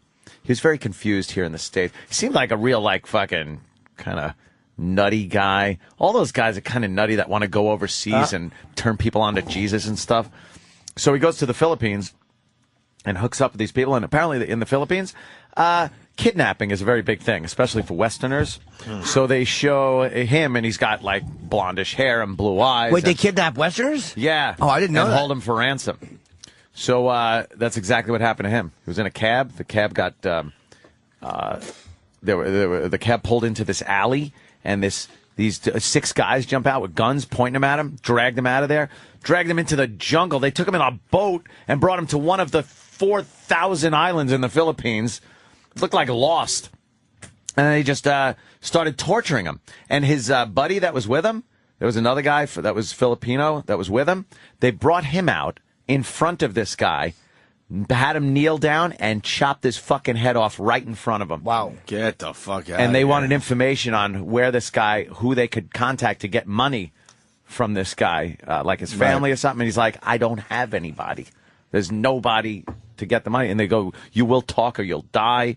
And they lock him up, and they're driving needles through his knuckles and shit, like torturing the fuck out of this guy. Just sick fucking shit. And then in the end, he kind of appealed to this one guy that spoke English, who had a family, and he almost built up like a little bit of a relationship with the guy. And one night, the guy came in and unlocked his shackles and let him go. Wow. Let him go. But and it was a, by the way, Islamic group in the Philippines that were. It was part of Al Qaeda. How long? Oh, really? In the Philippines, yeah. That figures. How long was he held for? I think it was 6 days. Yeah, I think it was like 6 days. And, Explains the beheading, though. Oh yeah, that right in front of the guy. They dragged him out, and he goes for a few minutes. I was looking, going, oh, cool. My friend's okay, because they were bringing him towards him. He goes, oh, good, my friend's all right, because he hadn't seen him in days. And then they just kneel him down and hacked his face. He goes, all I saw was this like glimmer of a blade, and saw his head come off. Fuck, and the guy's getting all like choked up talking about it. How did he escape or whatever?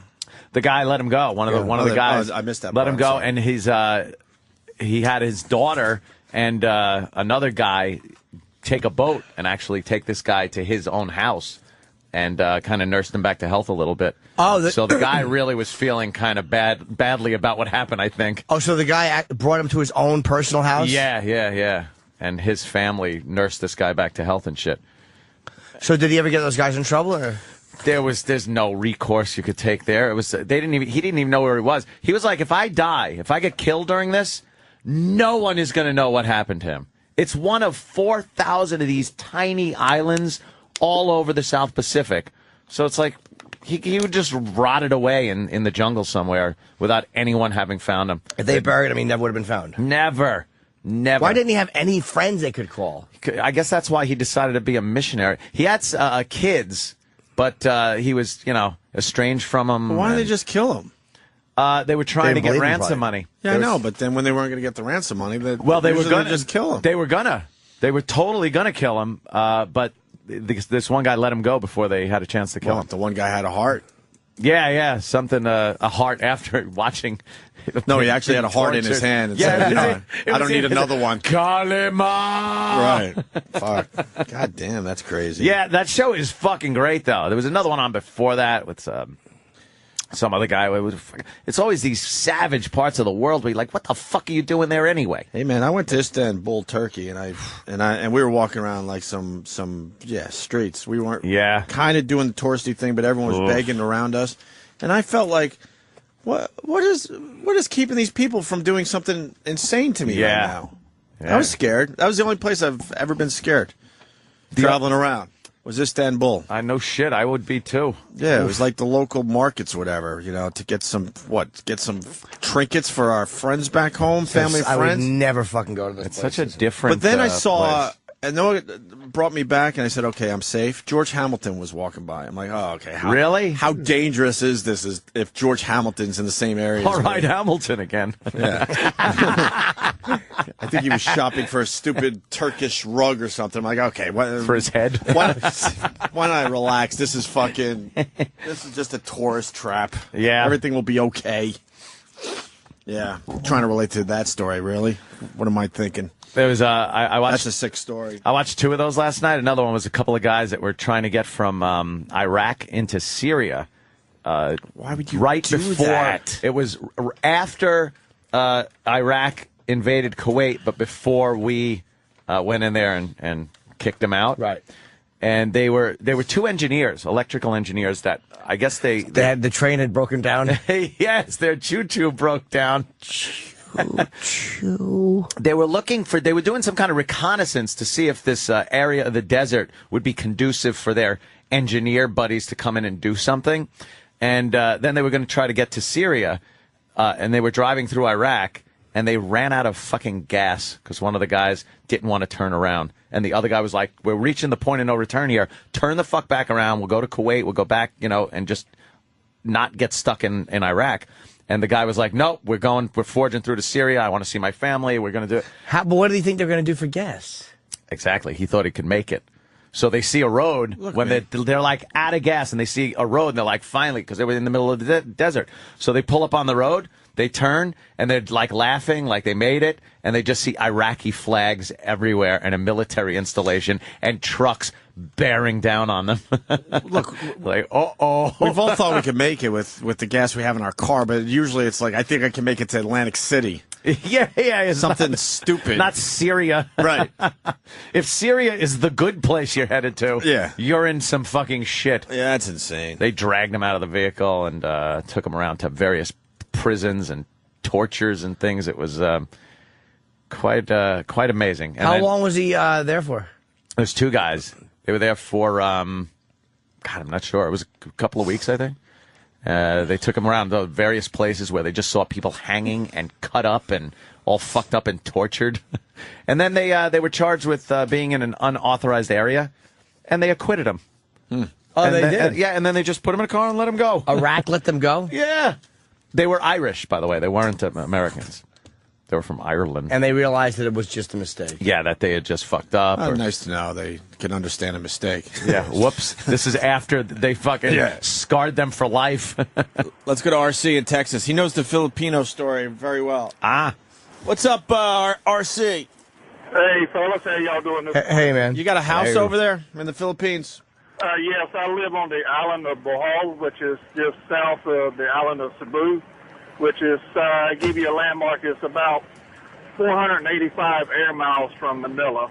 Ah. And in my area, it's called the Visayans, and where the missionaries was kidnapped was down on the Mass Island of Mindanao. And that is where you got the Al-Qaeda rebels, Philippine rebels, by the name of Abu Sayyaf. Yeah, that guy. Yeah, he's the ass kicker around the Philippines. But not all Filipinos are anti-Americans. I mean, I hear the shit all the time about Subic Bay and all that, but what people don't realize, the Americans had a land lease at Subic Bay, and for 25 years they forgot to pay it. We liberated the fucking place. Come on, lighten up. Yeah. Well, that's true. But Goddamn Japs would have been all over. Yep. You just want to say not everyone's like that. It was a Muslim group, right? Yeah. Right. You know, a lot of and we do have American military down on the island of Mindanao, which is in Davao City, and you know, they've been chasing that guy for years. You know, Who gets that shit detail? It's like you always think you join the military, you're going to end up in like some fucking little island in the Philippines. It's like, what happened to Germany? Can I just go to Germany? Yeah. And it's not 4,000 islands; it's 7,300, depending on low tide. How big are some of the islands, though? Well, Mindanao and the island of Luzon, which is where Manila is probably about the size of Texas and Oklahoma put together. And that's pretty big. It's like California. Okay, that's. But I mean, big. 7,000 islands of that size? Yes. No. They're smaller islands. They're like maybe 20 miles wide and 30 miles long. Yeah. People actually just live on them in huts, so they have electricity, or no? No, I love Jimmy's innocent questions. Well, he did ask a good question, because I grew up in what they call a NEPA hut, kind of like they had on Canal, and but we have nice homes over time. We are the third largest English-speaking nation in the world now, and actually there's more people there speaking English than here in the USA. I can't believe that. That's very true. Well, we got a little Filipino lesson. Yeah. Wonderful. But, hey, I'm USA all the way, though. All right, that's what I say. Right. Thank you, sir. Bye. All right, thank you. Let's say hi to Sean in Connecticut. We got to get to this chiropractor story. This is fucking comedy gold. Is it? It's hilarious. Perf switch? Yes. Cool. Sean in Connecticut, go ahead. Hey, Anthony, that Iraqi show last night with Locked Up Abroad, did you think it was fucked up when those two guys were leaving? They were scouting out that desert to help the other engineers cross, but that one fucker said he was just going to keep going. Yeah, that's what he wanted to get home to his family, so he was going to drive to Syria. And the other guy was all pissed off. He's like, dude, let's fucking turn around. Boy, was he resenting his buddy for fucking not turning around. Oh, really? Oh, man. They hate each other now? Yes. What? Fucking dipshit. Yeah, he drives into the middle of the fucking Iraqi desert with like half a tank of gas. What an asshole. And then what about this donkey that you had on the phone before? Was he trying to defend the Philippines? Yeah, he's very proud of it. But he said USA Filipino. all the way, so he's good. Yeah. He's good. Well, he did say he's good. Well, he's from south of the Mason-Dixon line, so he's questionable. But guys, thanks. I just want to bring up what a dipshit that guy was in Iraq. There's no need for name calling. Yes, it's just not the way things get solved. We got a guy. Inclusion, not exclusion. We're getting a live phone call from Amsterdam. Nice. What? Jamie, real fast. The only reason we took your call is because you're calling from Amsterdam. Go ahead. It's not a cheap phone call. But no, I have a friend, Sean. He's actually taking his Vespa from Budapest, where I used to live, all the way to Vietnam. And he's taking the southern route. Like, you could go through Russia, but he's Canadian, so he doesn't have any of the visa issues that Americans have. And he's going through, like, Afghanistan, Iran, Iraq, like, just some, like, crappy areas. I am 100% sure he will end up on Locked Up Abroad. You know what the most... What is wrong with your friend on a Vespa? He's Canadian. You can follow him online. I'll give you the website if you want. Yes. All right, Headloppedoffsoon.com. I know. We'll start a pool to see where his head lands. Oh, follow him. It's Vespa360.com. You know what the most amazing thing about this guy's call is? The quality of it, and he's calling from fucking thousands of miles away. Well, that's voice over IP, guys. It's a great thing, but It sounds fantastic. Why can't every call sound like this? I don't know what phone providers you guys have. We get somebody from Queens calling, and it's static. Yeah. Let them eat static. AT&T rules. Yeah, I don't know about that. Well, thanks, guys. Have a good day. All right, now we're going to track this fucker. Vespa 360. That's insane. This guy is that's insane. Going to be dead. I think so. A Vespa. All right, listen. Good luck to you. The perv switch. We talk about the perv switch on the show. Oh, yeah. We've been talking about it for years, where these guys just can't help themselves. We all think shit when we see a really hot girl walk by. Most of our perv breakers in us, they work. Right. You know, you don't flip the switch. It stops you from doing something completely insane. Or else you'd just be grabbing tits and fucking shoving your hand up girls' skirts all day. But every once in a while, you got a story where that perv switch goes off. The guy can't help himself. And this one, these stories are hilarious to me. I'm sorry. I love them. I don't know the person this happened to. I don't know their family, so I don't give a fuck. You know, you read this. This is hilarious. Yeah. Chiropractor patient story leads to charges. So you got an Iowa chiropractor charged with assault after a patient reported him to police. Police said Dan Duffy was charged after the complaint was filed in the Dallas County in January. All right, according to the complaint, a woman being examined for a back injury was lying on her stomach when Duffy pulled up her shirt to expose her lower back. You know, he's got to work the area, right? Yeah. According to the woman's statement, Duffy began massaging her lower right back and buttocks area. Well, you got to. Okay. So far, so good. Yeah. Sometime during the exam, Duffy left the exam room. He then returned to the room and stood on the left side of the table. The woman told authorities that at that point she heard Duffy unzip his pants and heard what she described as masturbating. Oh, shit. What a fucking lunatic. So you're a doctor. Well, he's a chiropractor. That's true. It's the perv switch, though. It's a classic example of the perv switch. The guy just couldn't help it. Wow, he's massaging her buttocks and her leg And he her, left the or her room. back, and he's like, You think he left the couldn't room take to it. go to the bathroom and throw water on his face and look in the mirror like, am I really going to do what I'm about to do? Oh, he has that fucking John Travolta from Pulp Fiction speech in the mirror with himself. Yeah, exactly. You're going to finish the chiropractor? I think he tried to get out of the and situation. then you're going to leave. Right. He left and had to talk with himself like, I can't, I gotta get back in there.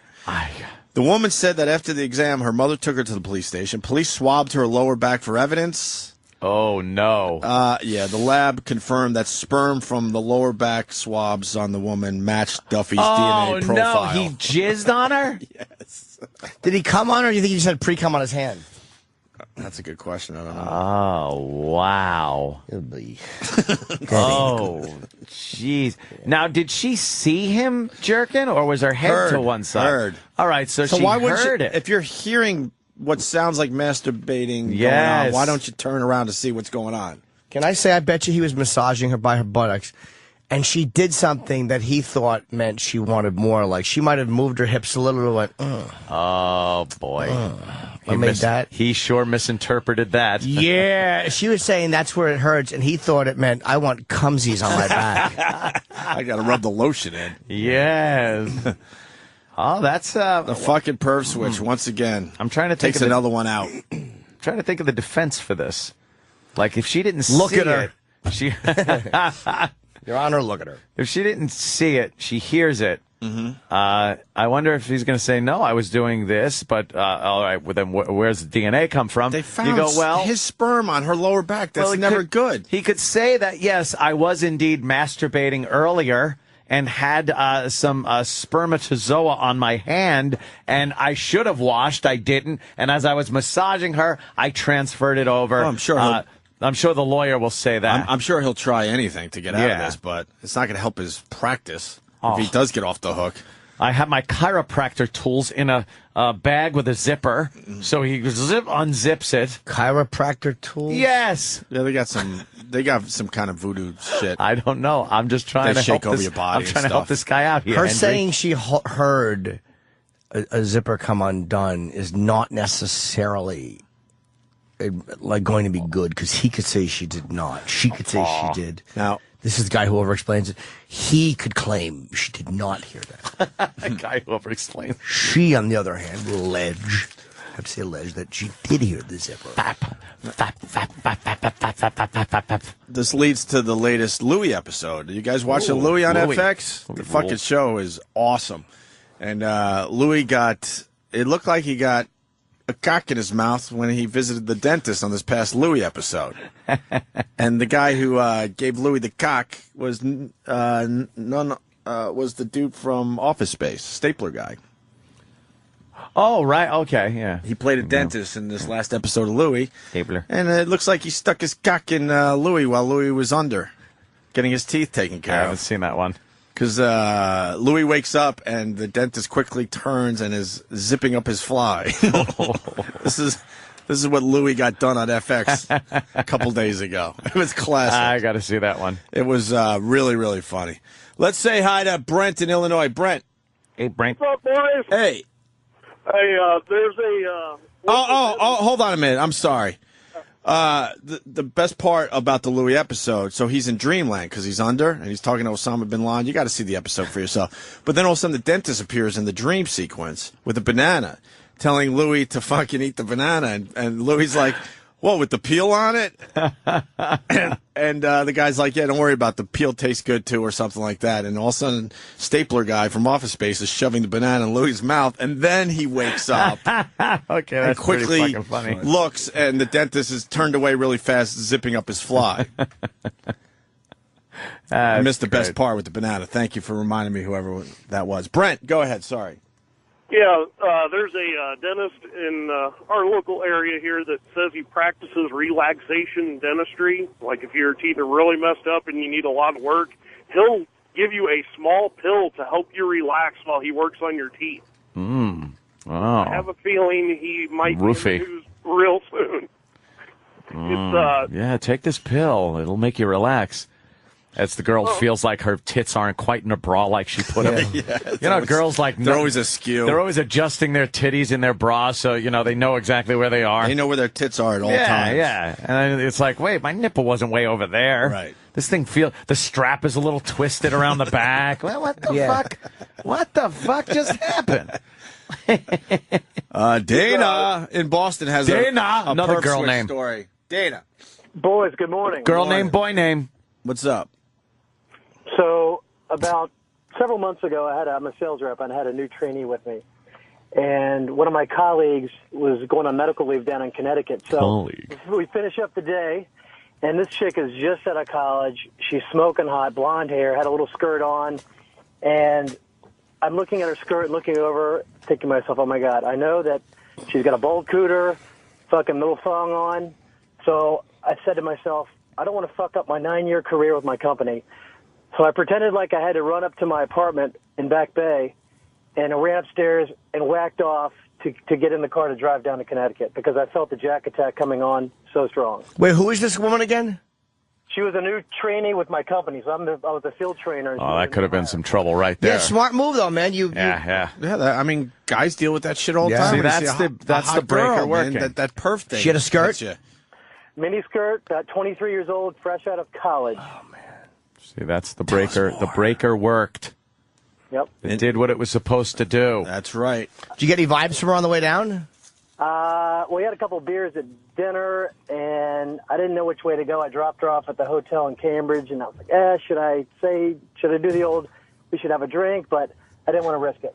All right, fair. Smart, man. Right on. Sometimes you see a girl walking down the street, down the sidewalk. She's got a little skirt on, and I always think I could just run up, pull her skirt down, and shove my tongue in her ass. Do some caveman shit. Just like, but you know, you don't do it. But the thing is, you can do it. Mm-hmm.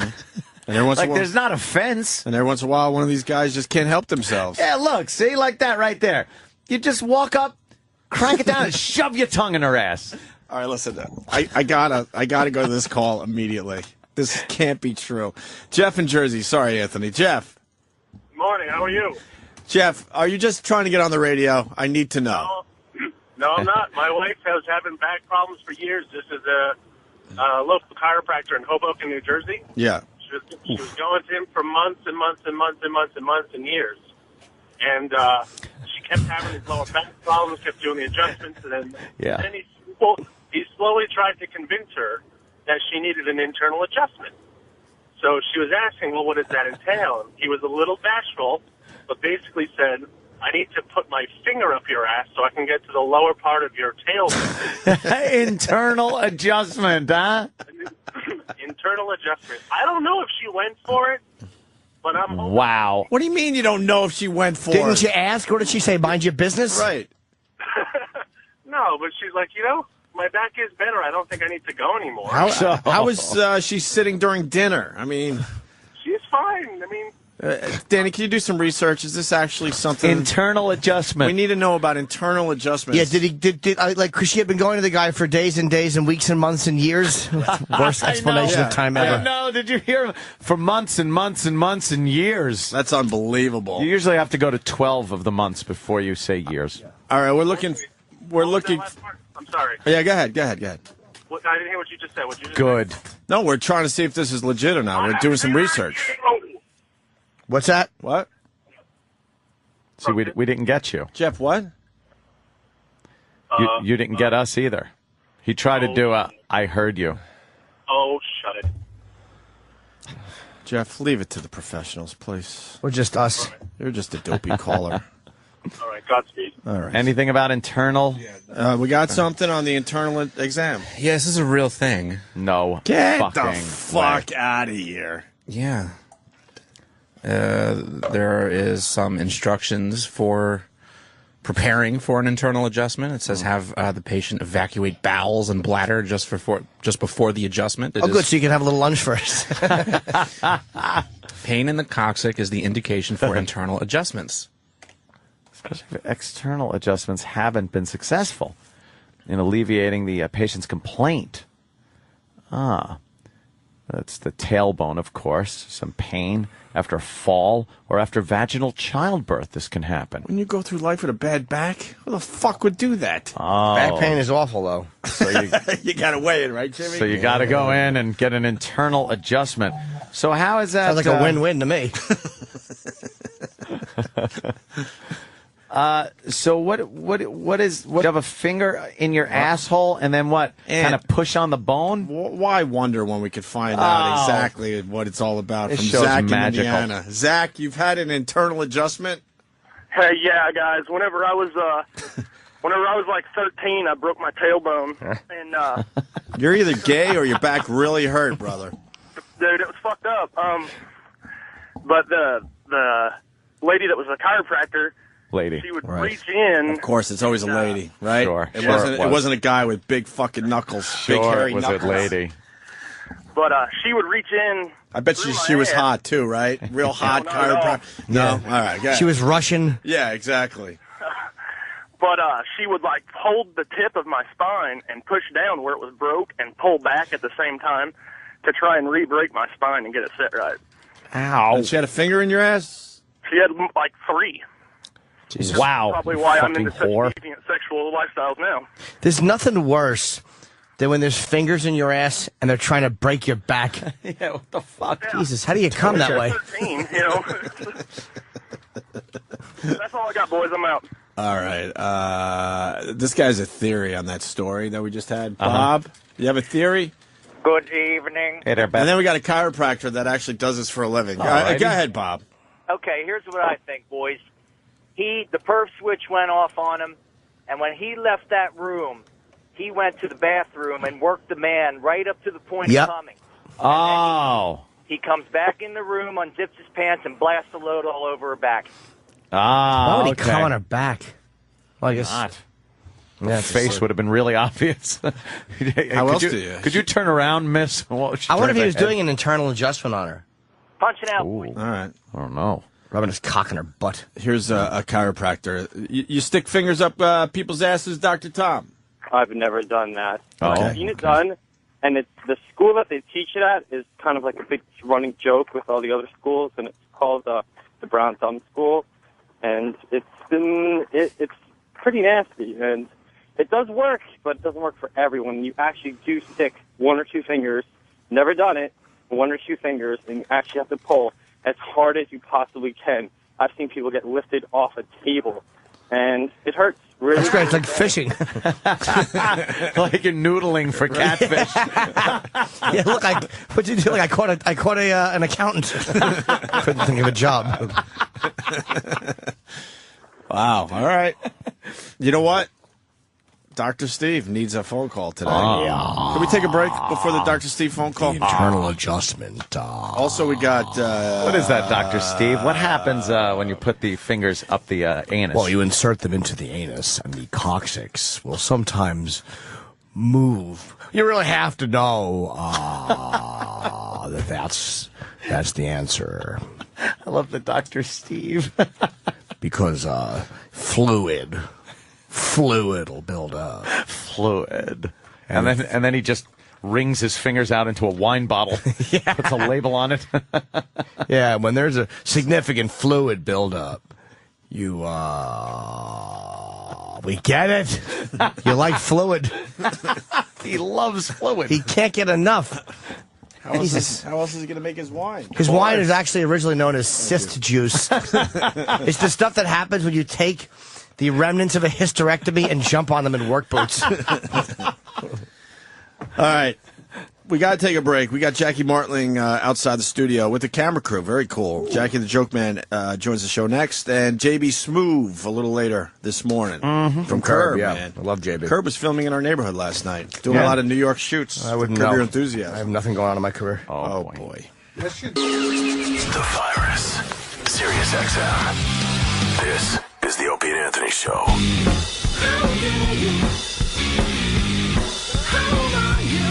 Oh, there he is. Jackie, the Joke Man Martling.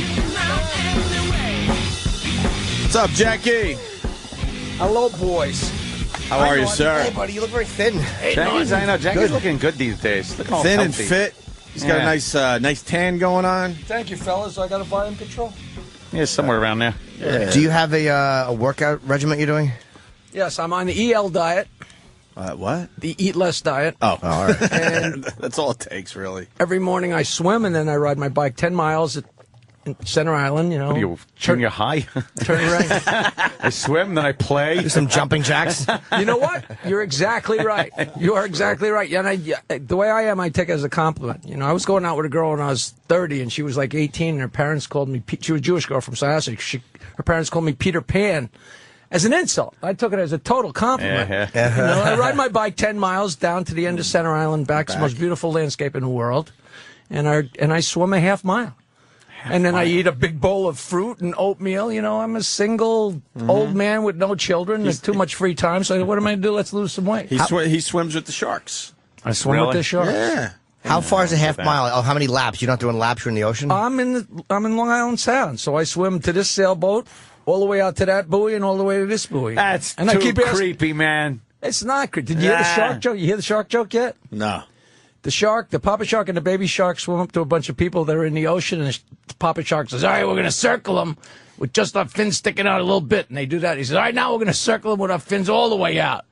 And they do that. He says, all right, now we're going to eat them. So the papa shark and the baby shark eat all the people. And the baby shark says, what was with circling them first? And the papa shark says, they taste a lot better without shit in them. That's funny. Now, see, we're talking about sharks, Norton. I'm not a comedian, but I got a joke on everything, Norton. That's funny. We have a shark joke, too, by the way.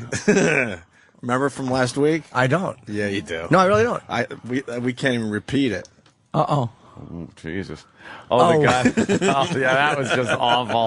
It wasn't a bad joke. Why didn't? I'm just trying to figure out how we could say it. Why didn't the shark eat the black guy? Oh, man, I know. I'm not saying it either. What? See? It's the thought it was whale doo-doo. All right. That's joke. terrible. It's a great joke. Somebody called up and said that. That was whale shit. I fucking howled for 3 days. Yeah, over how that. stupid are we that we're trying to stump Jackie the joke? But I man? never heard that before. I can't believe I We said never heard that doo-doo. one. I that's had no all right. problem doing the racist part, but I didn't say shit. Yeah, exactly. At least I'm paying attention to something. Thank you guys for having me on here. No problem. You swim from, like you said, from sailboat to sailboat. You ever been brushed on the leg by something under there? You know what? It's so funny. Twice in 40 years, I brushed up against a red jellyfish. And what happens is the man-o-war jellyfish have long tentacles. So if you swim through one, you get the actual lines on your arm where the tentacles hit you. It hurts? But it stings a little, but in 40 years, twice, but there's a lot of jellyfish out there sometimes. At night, you guys do you ever go swimming in the Sound at night? I used to. When you swim that's at crazy. night, I never saw this in the 70s or 80s because I was probably too drunk. But when you swim at night, there's jellyfish that light up. They're fluorescent. So when you go like this, you remember beginning in Disney World when Tinkerbell would go like this? And every stroke, sparkles. it's like sparkles because the motion lights them up. And there was a famous scene in The Right Stuff where the lights went off on the aircraft carrier, but it was going through a portion of the ocean that had so many of those fluorescent jellyfish in it that it was lit up around the stupid aircraft carrier. And it's trippy. Is the Sound clean? It's so clean. Oh, it is. Okay. Yeah, it's pretty clean. And it's amazing. Now in the late 70s, all of a sudden there was hospital garbage washing up. Really? And I was like, well, that's it. It's over because it's never going to get better. Yeah, and you then never think it's going to get better. Right, it never turns around, and it's so pristine. Come over, I'll make you a burger. Come on over. Make your burger. Come over, make your burger. Oh, we just lost Dr. Steve. We got to get him back on the phone. Jackie, you stepped in the middle of I don't know. We were talking about this story. A chiropractor came on this woman's lower back. He lost it. we talk about the perv switch on this show. Where, massaging her a little bit, doing the chiropractic on her chiropractor. Well, you know how that can happen. Oh, of course. Well, did he really? Naked. Yeah, he pulled his hog out. He No, stepped wait a out of minute. the room. When a chiropractor's working on somebody, he's not they're not undressed. Well, he had this woman's buttocks showing and her lower back, and he was kind of feeling around, whatever. He was all on the up and up until he left the room, comes back. I guess her head was turned the opposite way. She hears a zipper go down and hears what she interpreted as masturbation. And then they found DNA on her back of this guy. Cumsies on her back. Okay. And it was his cumsies. Can I ask questions? Yeah. Sure. She's lying there. Mm-hmm. She hears his zipper open. Yeah. Hears the sounds of masturbation. This is what we're saying. And then doesn't do anything about it till she goes to the hospital to have somebody check for DNA. That's right. She What about obviously when something warm hit the back, the lower back? Wouldn't that be another clue? Just taste it. Yeah. She obviously was willing, right, Jackie? Well, I don't know about willing, but she had to be somewhat aware that something was going on. Right. You know what? That bitch wanted it. That's right. That's what it sounds like to me. That's what I'm thinking. Not to make a bad pun, but there's holes in the story. But it led to, I don't know how we got to this point. Was it a white guy? Yeah. Oh, good doctor. Yeah. Doctor, of course. There's too many black chiropractors. Now, then we start talking about. No, where does it stand? Happened? Is the guy? He's not indicted or anything. Oh, he's arrested. Yeah, he's in front of a fucking. Oh, is that him? Yeah, guilty. That's him. Guilty. Lock him up. Why is he guilty? Because he looks like the guy who slashed the cabbie. He looks pervy. He's white. He looks pervy. But you know what? If he's chiropractor, how do you guys stand on that? Yeah, it's not a doctor. It's not a doctor. It's not real. I think it's like you know what? I got some adjustments. Voodoo medicine. The adjustments worked. You know what? It's like anything. There's so many people it works for, and you can't tell somebody when they get up and they feel better. You can't tell them they don't feel better. Mm-hmm. So if it works for but there's voodoo guys out there. They shake like salt shakers over your back, and all of a sudden that's supposed to do something. What is that? See, Jackie knows. There's regular chiropractors that are really doing adjustments and trying to get your spine back. My ex-wife's sister sent everything she owned from France in 2 huge boxes, the size of a house, and this poor little man delivered them to our house. So I felt bad, helped him move them, and crunch my knee, so the bones crunched together. Ooh. So my knee was really bad, and all of a sudden I flew out to Las Vegas, and I couldn't walk. Steve Sharippa at the Riviera actually had to take me by a golf cart through the kitchen to get to this, and I was like Elvis going through, I was singing "Love Me Tender" going through the thing, but there were no doctors in Las Vegas, so Nancy sends me to one of these guys. I don't know what they're called. They have a name. And I go into this guy's office, and I always say you can tell how bad a doctor is by how many diplomas are on his wall. His entire 4 walls were full of diplomas, so I knew this guy was a sham. And he did that. Opie, I sat on his thing. He opened a drawer, took out a vial of pills, and put them in your hand, and said, close your hand. I closed my hand. He says, now how's your knee feel? I said, it feels exactly the fucking same, you moron. He gave me some pills. But I wasn't taking them. Right. I swear to you, I was holding them in my hand. No, they do some voodoo shit, some of these guys. That's insane. And the guy had all these... and then the rest of the chiropractors are all pissed off at those guys. Right, because they give them a bad name. Exactly. So we're talking about this, and then it came up that some of these guys are doing internal exams or internal adjustments.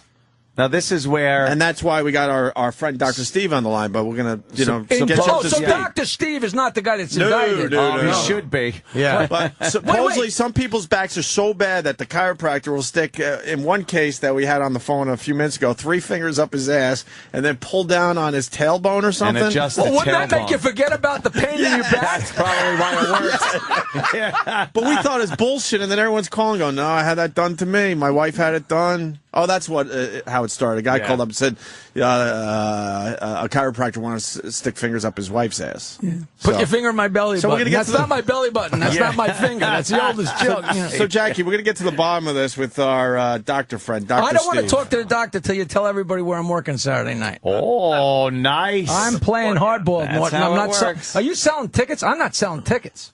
In some places, yes. But if you want to see Jackie, don't go to Foxwoods Friday the 27th of I fucked up my own plug. God damn. See, that's what you're getting. Thursday through Saturday, October 14th through 16th. My tickets go on sale tomorrow morning. How about you? Belmore Theater for Jackie the Joke Man. When is it? This weekend? Yes, Saturday. Saturday night at 9:30 because they have a film booked from 1962 at 7 o'clock. Are you kidding? You're following a film from 1962? I'm only kidding.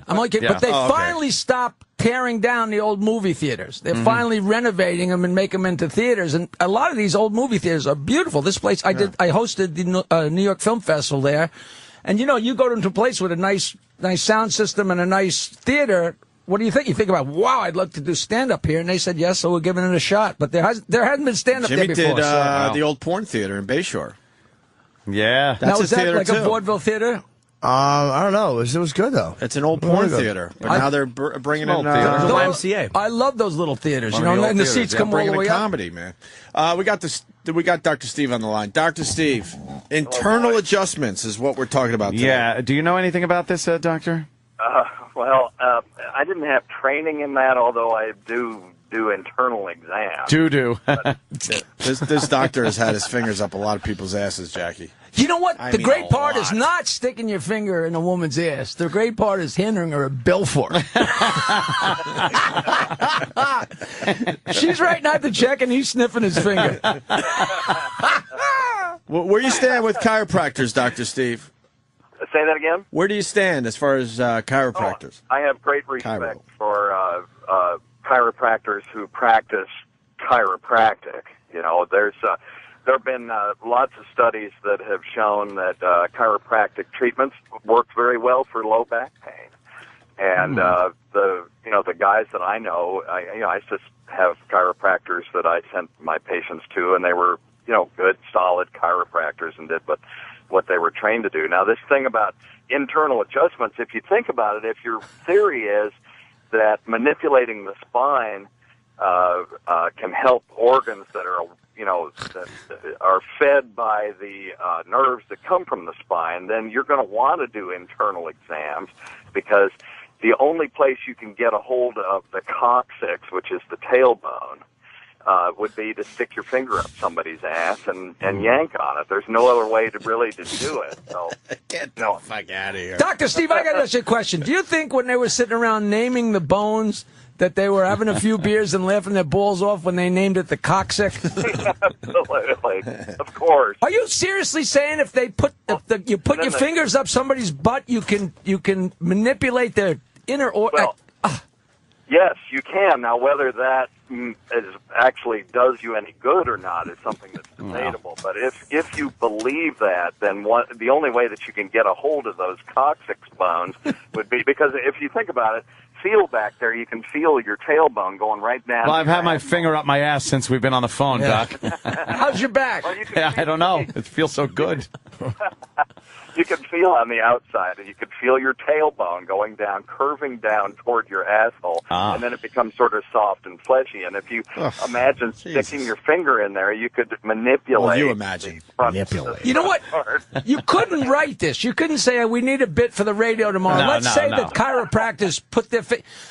Would a chiropractor have the woman or the guy there... When they come in, they say, look, I think I'm going to be working your lower back and maybe digitally manipulating you, or does he just do that as a matter of course and hope that the girl doesn't feel the sperm hit the back of her? You know what I mean? Like, what are you doing? How do you make the move from, all right, I'm going to make an adjustment on your spine, to I need to stick 3 fingers in your ass? 3! Well, What do you do? What do you do? The patient hears you go. All right, hold on.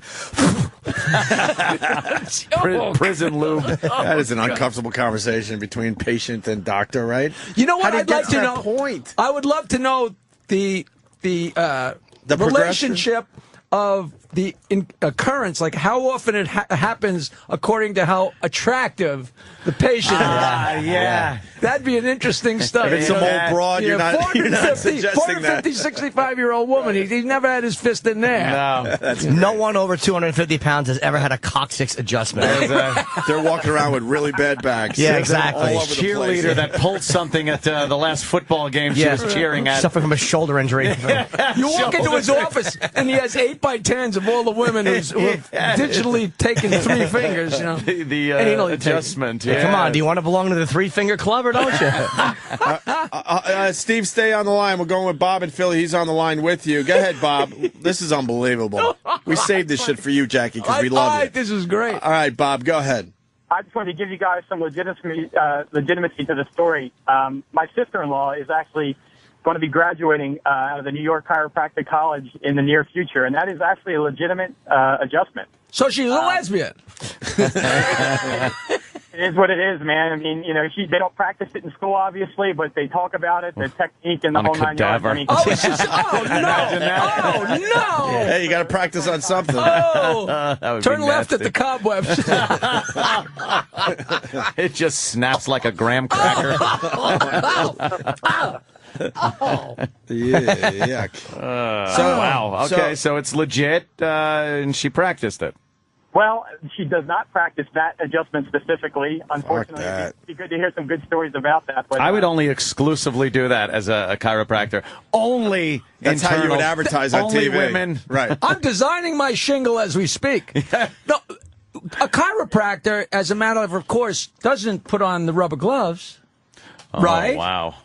He can't go in there, you know, all of a sudden. So if all of a sudden you hear the snap of the rubber glove, you know he's going in, right? So don't share grapes with a chiropractor. You know, if I was a gynecologist, I would put on the rubber gloves at the end of the day to seal in the flavor. The flavor. I never go to my act on the show, but it fit too perfect. That sounded really awkward, but it's still really funny. Sealing the flavor. Sealing the flavor. All right, let's go to a real chiropractor. Thank you, Bob. Now we move up to James in Cleveland, and Wait, Dr. Opie, Steve's still on the line. He really did legitimize it. He just said... Well, this chiropractor's really legit. going to bring it forward. Go ahead, James. You're a chiropractor, right? Yeah, yes, sir. I practice I have an office in Cleveland and in Akron, and I'm familiar with the adjustment.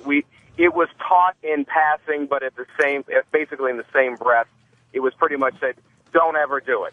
Yeah, this sounds like one of these procedures that is taught, but people are like, you know, you could get away with it sometime. You know what we're talking about? Enter at own risk. Yeah, you're asking for a lot of lawsuits. I'm sure it's legit, but, you know, now you're risking a lot of lawsuits. That's it. I've been practicing 13 years, never a lawsuit, and there's no fucking way I would do that one. No way, right? Do they put on rubber gloves? Yeah, you're supposed to glove up, lube up, and in you go. What if she's an 18-year-old cheerleader like we were talking? Yeah, Well, you gotta have a chaperone in the room. That would be legit. All right, Dr. Steve. You'd have to wreck everything? Really? God. You'd have to have a Yeah. chaperone. A chaperone. Thanks, Dr. Steve.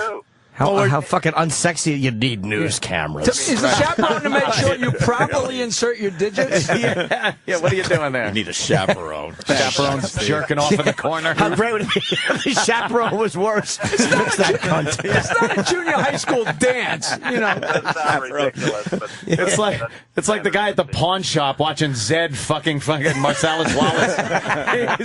Standing in the corner, yeah, you fuck him. Yeah. One more finger. Steve, you really did remove the sexiness. Really, man? We're chaperone. trying to get some guys, a little horny on their way to work. Have the girl's parents come in. Yeah. They sit there. Now, Some you type know. of constable. Show footage from Calcutta.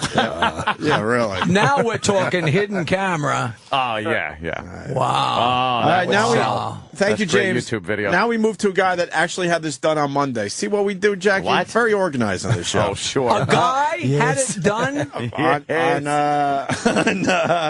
On Monday, Rob in Tampa. I have one question. Are you sitting down? Yeah, does the doctor say that? All right, look, you better sit down for this, but only for a second. Rob, go ahead. All right, hey, I got two experiences actually. Same doctor. One was about 5 years ago. I had a water jet skiing accident, and I couldn't even walk, and I was in so much pain. So I went to the doctor, and he's like checking everything out, and then he's like, "All right, take your pants off and bend over the bench." I'm like, "What for?" He goes, Pick wheelchair. Go ahead, So sorry. he goes, well, I got to check the inside of your tailbone to make sure it's not fractured. What happened was I jumped awake on a jet ski, and I came down and just compressed my whole tailbone. Oh, that'll hurt. Wow. And it just happened to be this little redheaded doctor with these big fat fucking fingers, man. Great big fucking Donnie Most fingers. That's what you want. Donnie Most. So he was well hung. Yeah. Big Right on. fat Big fingers. ginger fucking hands. Notice Dr. Steve doesn't jump in to Yeah, no ruin one needs this a story. chaperone there. Yeah. No. Dr. Thanks, Steve got Dr. his Steve. pants down. You need a cracker in the middle of the room. Yes, You're sir. supposed to have a chaperone even when. All right, enough Not about the the chaperone. chaperone. Now wait, but this is different. Buzzkill. If he's checking for broken bones or something, this isn't a guy that's adjusting different. your back and sticking his finger in your ass. This is a guy seeing if there's actual damage. How about it fucking X-ray, Jackie? All right. Well, I'm trying to give the guy the benefit of the doubt. Yeah. Do they numb your shit before they do this or what? No, he just lubed it up. Get the fuck out of Put here. on a glove, lubed it up, and stuck his fat finger up So my it ass. gave you your medicine. Around. Was he a good kisser? He bit his back. Oh, God. Like a lion cub. How did it feel, bro? It was first time experience, so it wasn't fun. No. But, the worst part was after that he put a box of tissues in front of me and he's like, clean up. Oh, that's the Yeah. worst. I had that at the urologist. That's yeah. great. You clean up. Yeah, you feel really. You feel so dirty when Yeah. that happens because, Yeah. Did it help at all? What's that? Did it help? No, I mean I go back to the office and take a shit. That's about it. So you still have a bad fucking back. It's great. And a bad back. Now you're just not the man you once were. Right. I Nothing swear worse. to you, the last time I went, I'm old, and so you got to go for a prostate exam once in a while. And the last time I went to see the doctor, it was like my third time to the guy, and he's a fan, and he's a really nice guy.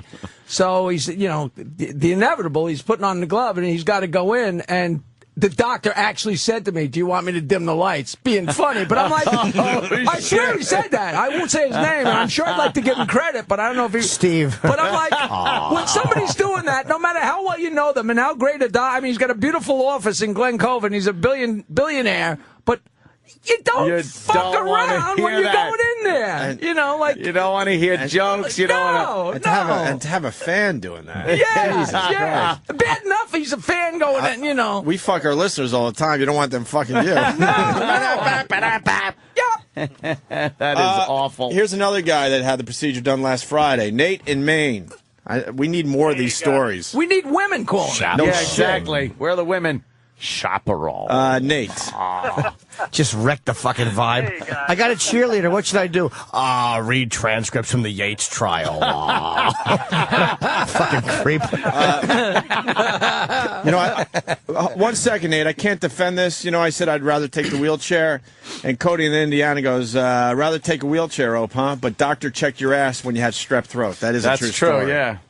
So I did get fingers up the ass for strep throat. I can't even explain. If you're that sick, you don't care where they go. Thank you. Thank you for helping me out. I'll trade fingers in my ass if they're going to cure my throat. Right? I'm going to give you this one. I'm not giving you the next one. I'll give you a pass. Just give you one. The part that helped your throat was when he made you clean his fingers with your mouth. The fecal matter. Eradicate the streptococcus. So I can't defend that, Cody. You got me on that. Nate, go ahead. I love doing the Dr. Steve. It's amazing. It's all I want to do. It's fun. We let something go by. Uh-oh. The guy said that they teach you how to do it, but they don't show you really how to do it, which means the first time the doctor does that, he hasn't been in there, he hasn't done it yet. Yeah, So it's like, poking around. It's like it's a new neighborhood. Imagine if he goes the wrong direction, he grabs your balls and picks you up that way. How's that feel? No! So there's a way to train students how to do this stuff, though. When we learned how to do pelvic exams, we had volunteers that were called talking pelvises. And, that's what all women should be called. I've been called a lot of things, Norton. Yapping would be better. Yeah, exactly. A babbling pelvis. Yeah. Babbling. How about moaning? Moaning pelvises. Hey, pussy mouth. Sorry, Steve. Hey, Nate, you had this done for you? Yeah, last Yeah, good for you. Antonella, Long Island. We have a woman. Fuck the guy when we can talk to a woman about it. Antonella, you had this done? Yes, I did. Yeah? I was about 3 years ago. Sounds like a victim. The room never has been this quiet. Yeah, I know. I was 3 years ago. I fell at a party, my son's christening party. I fell right on my on a butt. doctor's hand. You fell at your son's christening party? Yeah. And, No. I know. I hardly walk. I went to a pain management specialist, and they referred me to a chiropractor who said I have to get the adjustment done. And he went in there, he gloved up, he went in, and he pulled it right out. It was painful, but then I had instant relief. Oh. It was amazing. So did he. It's a wash. It's a wash. So you spoiled your kid's christening and then had a finger shoved up your ass? What an enchantress. So you know what she did? She went and had another kid and fell at that christening, too. She's holding a baby looking for the banana peel. Stupid whore. What did he do in there? Yeah, we need to know what he did in there. And Stupid whore. It's a listener, Norton. Oh, sorry. Yeah, really? I apologize. Do you renounce Satan? I do.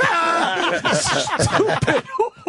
Antonella, what did you feel? Did it feel good? It actually felt very good. All right, at least she's honest. Okay. Antonella, do you do that sexually with your husband, that act? No. You don't funny. Oh, so the doc gets in and he don't. Yeah, that must that's sit well great. at dinner. Yeah, no kidding. And what did it feel like? Was he grabbing at your bone? Yes, it actually felt like that. How long was he in there for? It felt like that somebody was... Hour and a half. Yeah. But it was an instant relief. It was great. Yeah, good for you. How many fingers? Ask her if she had a... shit, never mind. No, go ahead, Steve. Go ahead, Dr. Steve. Why don't you ruin You can this ask one, her. too? You can ask her. She's right on the phone, so you can Yeah, go ahead. No, I just wanted to know about the chaperone. Drop that. Everybody's heart on goes away. The word chaperone is like... It's just terrible. I have an 18-year-old cheerleader here. Put on beheading videos. I'll keep this safe for everybody. Beheading video. I'll take the Where's his mind go? Anything to his take All the... right, Antonella, thank you. Thank you. We got a guy fell out of a tree as a kid. Doctor stuck thumb up ass to fix it. All right. God, are we learning some shit today? Oh, no. Anthony from Capistrano. Yeah. You want Brent? Let's go to Brent. It sounds like a Rockwell painting, doesn't it?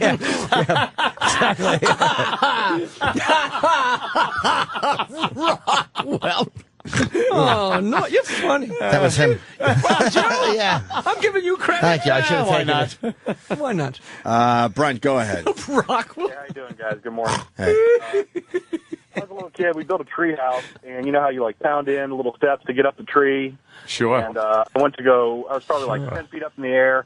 The one board pulled out. I fell. We had a little picket fence right by the tree where we keep the garbage can.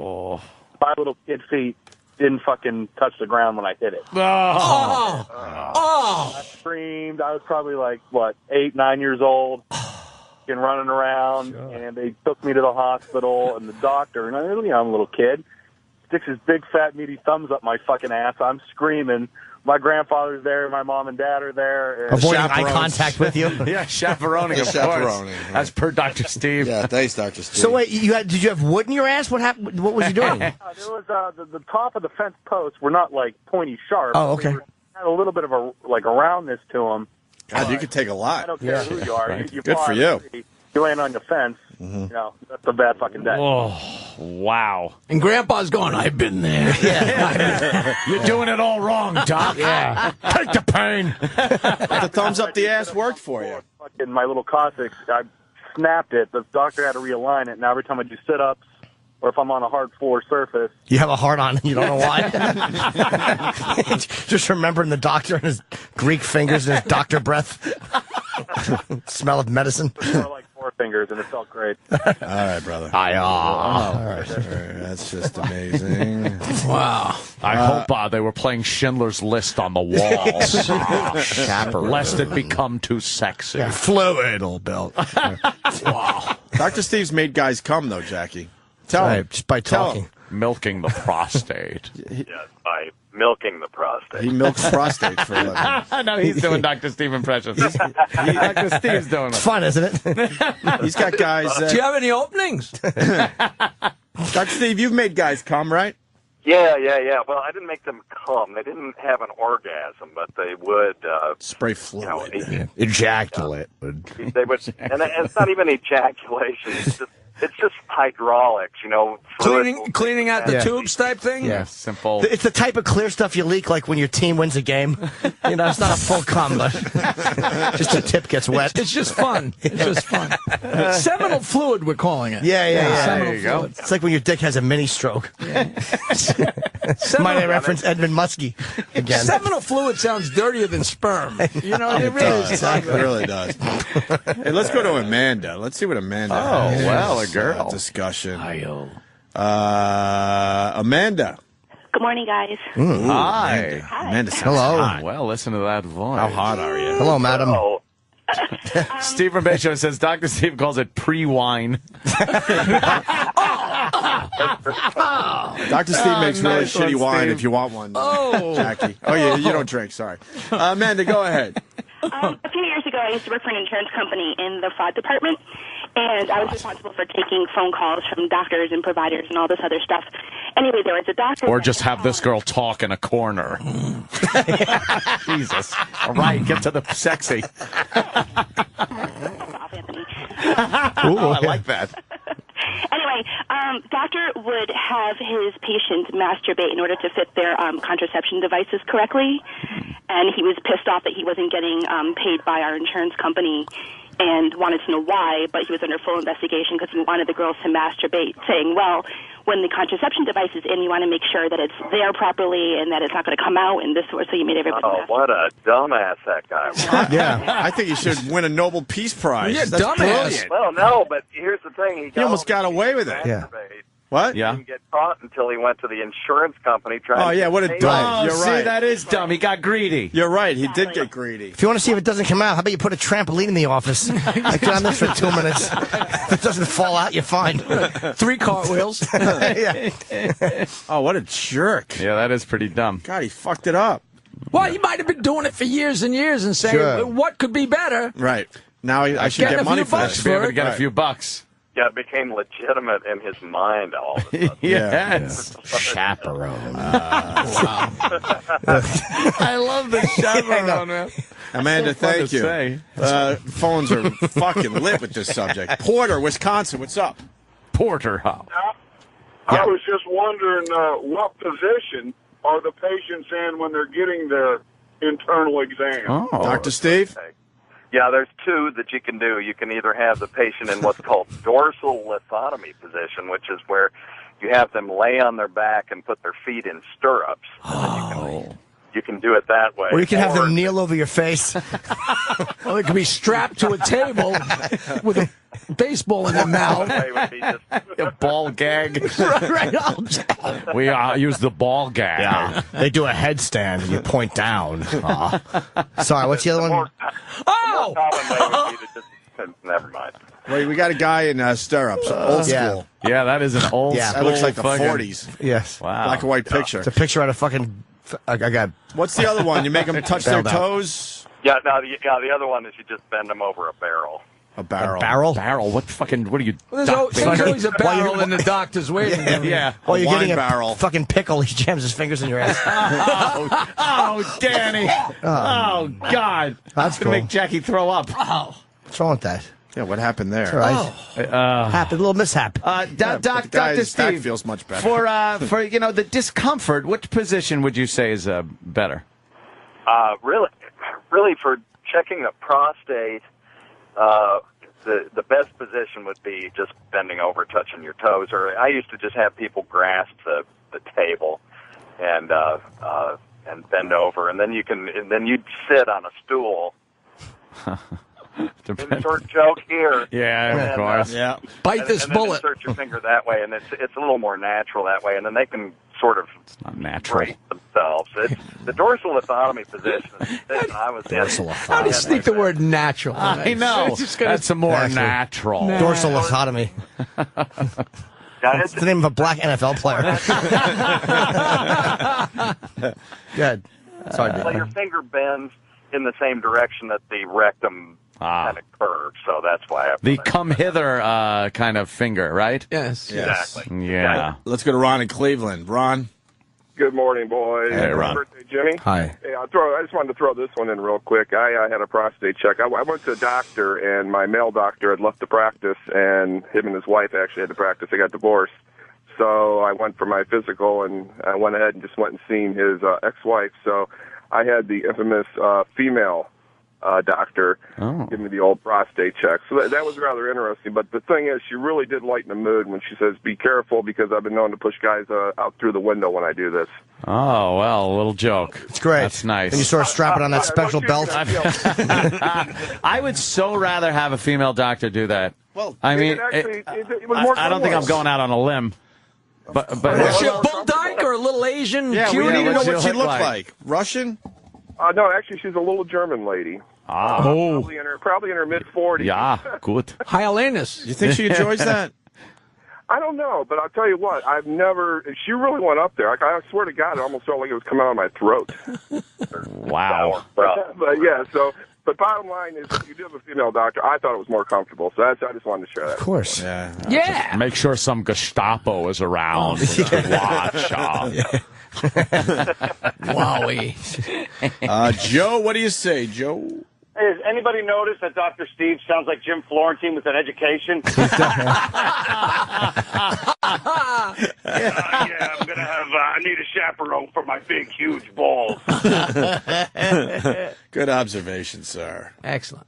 All right, I guess we did it. Yeah, Unless you that's, wanna talk about cupping the balls. We I'm can do that. exhausted. Why? Greg the trucker, why not? Go ahead, Greg. What's going on, boys? Hi, how you doing? Pretty good. Dr. Steve, now when you're checking the prostate, do you cup the balls from behind or do you a reach around? I don't think you need a reach around or a cupping of balls, sir. All right, we got Dr. Steve is a professional. Kayla? Right. Yeah, I went and thought I was just going for acid reflux, and it was a hot, smoking hot young doctor. I had never met him before. And he was like, okay, we're going to do an exam. And I thought it was odd that I had to disrobe and put one of their little gowns on. And he could get his chaperone, who is this gorgeous blonde girl. And he ends up sticking his finger in there. And when it was done, I thought, well, I was just here for, my throat. And it was supposed to be I was going to have follow-ups. But the chaperone, the hot smoking girl, was the same girl that took my insurance card. So I think they were just kind of having fun. Wasn't this an episode of Three's Company? I think this was. Exactly. Make fun all you want. She had my attention. Yeah, no kidding, man. Yeah, he's got his finger in your ass, and Sounds like the start of a Norman porno. Fell is looking through the window. Opie's eyes were going glossy over there. Yeah, it's kind of like, all right. Then the blonde comes in. And, Yeah. Oh, wow. So that sounds kind of nice. She was gorgeous. I'm fairly certain that was just for them and had nothing to do with why I was there. It was just They knew you wouldn't talk. Acid reflux. Yeah, what the fuck is he doing? Jeez, trying to close the flap at the bottom. Yeah, through the back. You know, at the end, she said she likes my tattoos, and it was all very romantic. And I thought maybe we would all go for a drink, but I'd never fixed my gastrostomy. I just never went back. Why? What's wrong with you? Back? Seemed like you enjoyed it. Silly. Yeah. Well, yeah, and then I never told anybody. Like, is that normal? Do you go and have hot people stick fingers in you, and they bring in hot girls, and so. Wow, you must have been. Were you turned on when you saw like the hot doctor was going to do that to you? I was turned on by him, and then when she came in, I thought, well, you know, that's different. Did your but paper okay. gown have a little moisture on it? Oh yeah, were you getting a little wet? A little moisture? Maybe if she hadn't come in, I don't know, maybe the talk about the tattoos, the whole thing was just very strange. I just thought now we were all really good friends. Now, this was in Vegas? You know she's digging it if the doctor doesn't have to grab any lube. He just has to wipe from front to back. And slide it in. Ready. All ready. Oh, yeah. That's fantastic. Yeah, Looby lubed. And under pressure, I just kind of got funny and was like, you know, well, are we going to do this with my throat too? Like, why are we starting at this end? Oh, you got a little frisky, didn't you? Yeah. Oh. It was more nerves, I think. Just the humor part was like, that's great. That part worked well. Now let's check on my throat. Yeah, you really liked it. That's good. Well, I hope they were showing Holocaust pictures during the. Keep it on the up and off. I hope they were playing audio from Joel Steinberg's testimony. At least you had a story for the Thanksgiving dinner table, you know? Yeah, just more of a fuck you, Steve. So don't hurt everybody with a chaperone. Just thumb through photos of the Tate House. Yeah. Oh. I got an 18-year-old here will burp hot dog burps in her face. Yeah, Steve can't kill the buzz because sometimes the chaperones are smoking hot girls. Yeah, right on, Kayla. Bringing the hotness back to this topic. Yeah. Thank you. And right in Dr. Steve's face about the chaperone. That's right. Let's go to Brandon in Montana. Brandon. Yeah, you missed a great Jackie.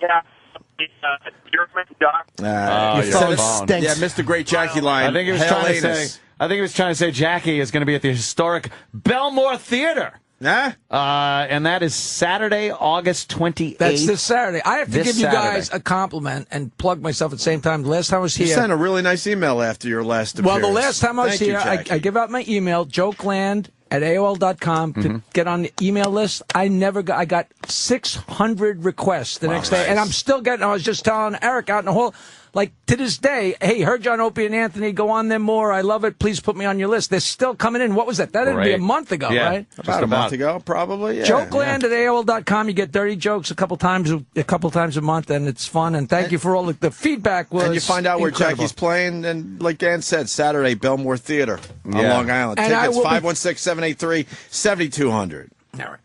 Let me just go to this real fast before we let Dr. Steve go. Tim in Ohio. Tim? Yeah, Dr. Steve, I had a question about hemorrhoids. I had a checkup here recently, and they said I was anemic. And so I got to go ahead and have this blood work done in the next 2 months or so. And I'm just wondering, is Fez on vacation, or is he in a mental institution? And I'll hang up and listen. Great show. So what does that have to do with anything? I don't know. His hemorrhoid. Fez is fine. Blood Ronnie's work. back today. Live show, Ron and Fez at 11. Dr. Steve, have you heard anything about Mr. Bennington and his appendix? Just that what Doctor-patient stuff? Yeah, doctor-patient privilege. Okay, no, I was just wondering if he's okay. That's all. Yeah, we were testing you to see if you talk. Exactly. This isn't the JFK assassination. I don't know what's out there. So all right, JFK assassination. That's great footage to show if there's ever an 18-year-old freeze frame on Jackie. Move your finger back and to the left. When her pants come off, freeze frame on Governor Conway. Stephen S. from Bayshore, her paper gown was a little wet, but that was from a leaking cyst. So that isn't sexy at all. And now we got Rick in El Paso. Rick. Hey, you guys missed the hottest part of the story. She goes ATM, bro. Yeah, she was that's talking ATM. ass to mouth. Ass to mouth, Jackie. She was doing ass to mouth. Gotta love that. Yeah. Yeah. Anthony. Yes, sir. Stick 220, best gun on the planet, bro. I'll look into it. I own enough guns at this point. You own one. You already own one. What? All right, thank you. I don't know. That's obvious. It's obvious we got to take a break. Yeah, obviously. So obvious. When the phones start just falling apart. Well, when you go from, anal manipulation to what gun do you have? I know. It always I know. falls apart. Should be in the gun end. first, then anal manipulation. Yeah, then that's how it nobody- works. Nobody knows anything. We always take 10 phone calls too many. Dr. Steve, what's the plug? Hey, Weird Medicine this Saturday night at midnight and Sunday on XM 202, Sirius 197. Great. Dr. Steve, always a pleasure. Thank you so much. Is this? Hey, We'll talk to you soon. thank you, boys. Bye, buddy. Thanks, man. All right, more with Jackie the Joke Man. Stay there. Sirius XM. The virus. Can you give me an example of what you're talking about? This is the Opie and Anthony Show. There are whispers between the screams that this deed can be done. Oh, nice. Devil Cries. This is New Sabbath. Or Heaven and Hell. Of course, Jimmy knows. Of course. Fucking Theo's great, man. Loves.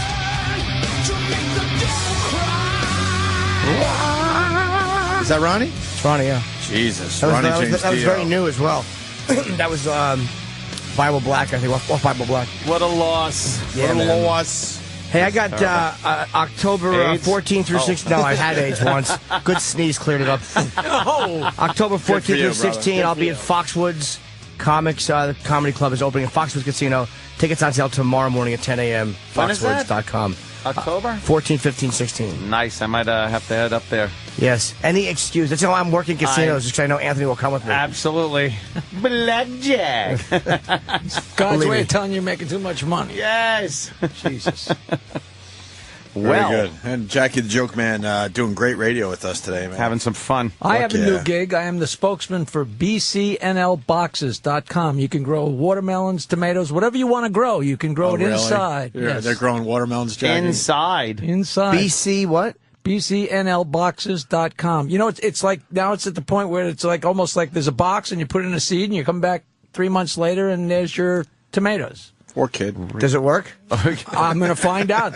Supposedly I'm going to be getting a box for being the spokesman. Yeah? He's going to be getting a box. I'm going to be getting a box. Are you going to grow some weed in your box? No, I'm growing tomatoes. I don't smoke Tomatoes. pot. I don't drink, and I've stopped finger fucking. I don't do anything. The only What thing do I- you do? I French kiss Jim Norton. Yeah. Who doesn't? We're both trying to get off Foxwoods, that. At Foxwoods, October 14th, 15th, and 16th. You know, watermelon, Viagra uses some watermelon seeds to make their Viagra. No, they're saying watermelon rind, Opie. Oh, rind. I'm sorry.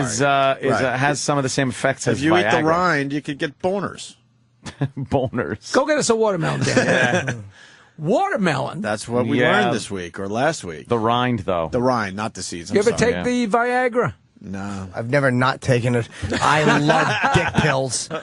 I love dick pills. Are you now to the point where you have to take one? I feel like I can't leave the house. Like, you know how people Wait a minute, Norton, how old are you? 42. Really? You don't take Viagra. I take Cialis. He takes. Love it. He takes the 2-dayers. It is. It's wind at your back. You don't need it. It's just wind at your back, right? Yeah, I wouldn't say I don't need it. I mean, look, I've abused my dick so much through masturbation. My dick is just a beaten man. It really Show is. us. Show us. It's You'll just be the only one that hasn't seen it, Jackie. my dick takes a lot of work. Is it at the point where it's like, you fucked it up so much through Is it jerking grizzle? off and that, Is it a piece of that it's grizzle? just- It's not grizzle. But here's what my dick is. It's the feeling Hedda Nussbaum would get every time Joel walked There into you the go. apartment. Yeah. It's an abused child. There's is a what he's reference. saying. There must be 3 people that followed that. That's how my Nussbaum. That's 88. yeah, that's how my dick. Quite a looker. She sure was. She certainly was asking for it. She didn't listen Right, quite a Jackie? few times. She should have gone to the chiropractor. Yeah. Yeah, she was rough looking before he smacked her around. Yeah. Wow. Wow. So wait. you really do take it. So you Love need- Cialis, yes. But it lasts for 2 or 3 days. Cialis 1 day is probably better because it gives you back pain. What? But it's great. A little lower back pain. What's I that? don't know. an It's just some adjustment. weird side effect. There's always a chiropractor. Yeah, there's always a chiropractor. I'm. That's almost seems. Now I hate to delve into this. Seems almost a little addictive. Jimmy. You're right. But it is. But it's not mind or mood altering. It's simply Your dick reacts the way, like, it gets hard a lot. Can it be mind, though? Do you think there's a placebo effect that you don't think you can perform without It's also it? very physical. No, I can without it. I mean, like, literally, Cialis is good because it'll, like, you take 20 milligrams Cialis equals like 100 milligram Viagra. So you fucking cut it in half, or bite it in half and just take half. And then, like, 2 or 3 days later, you're still feeling like your dick is, like, jumpy from it, which is great. Your dick... I've taken Viagra, and it's really amazing, because it's not like you get a hard-on and you're walking around in a tent. It's like you get a hard-on, and then when you want to get another one, and you want to, you do. Sometimes incidental contact. You got to be careful. Like, if you're getting your dick rubbed, that's one thing. Pants. No. Incidental contact. Yeah. Who hasn't had the old babysitting incident, as we call it in the court docket? A woman giving you back your change? James Brown She came touched on my the hand. James Brown came on the Stern Show and did the best ad for Viagra inadvertently. He said, I tried me some Viagra. It's unbelievable, Howard. I took the Viagra and I had an appointment. And 20 minutes later, I had another appointment. An appointment. I never got a appointment. I had an appointment. Is that great? James Brown, huh? And at that point, how old was he? So I would say 65. Yeah. Oh, there you go. My God. Was he a good guest? Unbelievable. James Brown would You didn't rule. want to go to commercial because he never stopped. And we played music with him. That's Gary cool. Dell'Abate played the trumpet for the first time in 30 years with those lips. and I'm saying, Howard, ask James to play with us. Ask James to play with us. Ask James to play with us. I can't ask James. I can't. Finally said, James, you want to play? Not only did we play, we played a song and we went to commercial. And as we're going to commercial, I swear to God, he turned around like a kid, like when you're playing in your garage. You turn around and said, "You guys know any blues?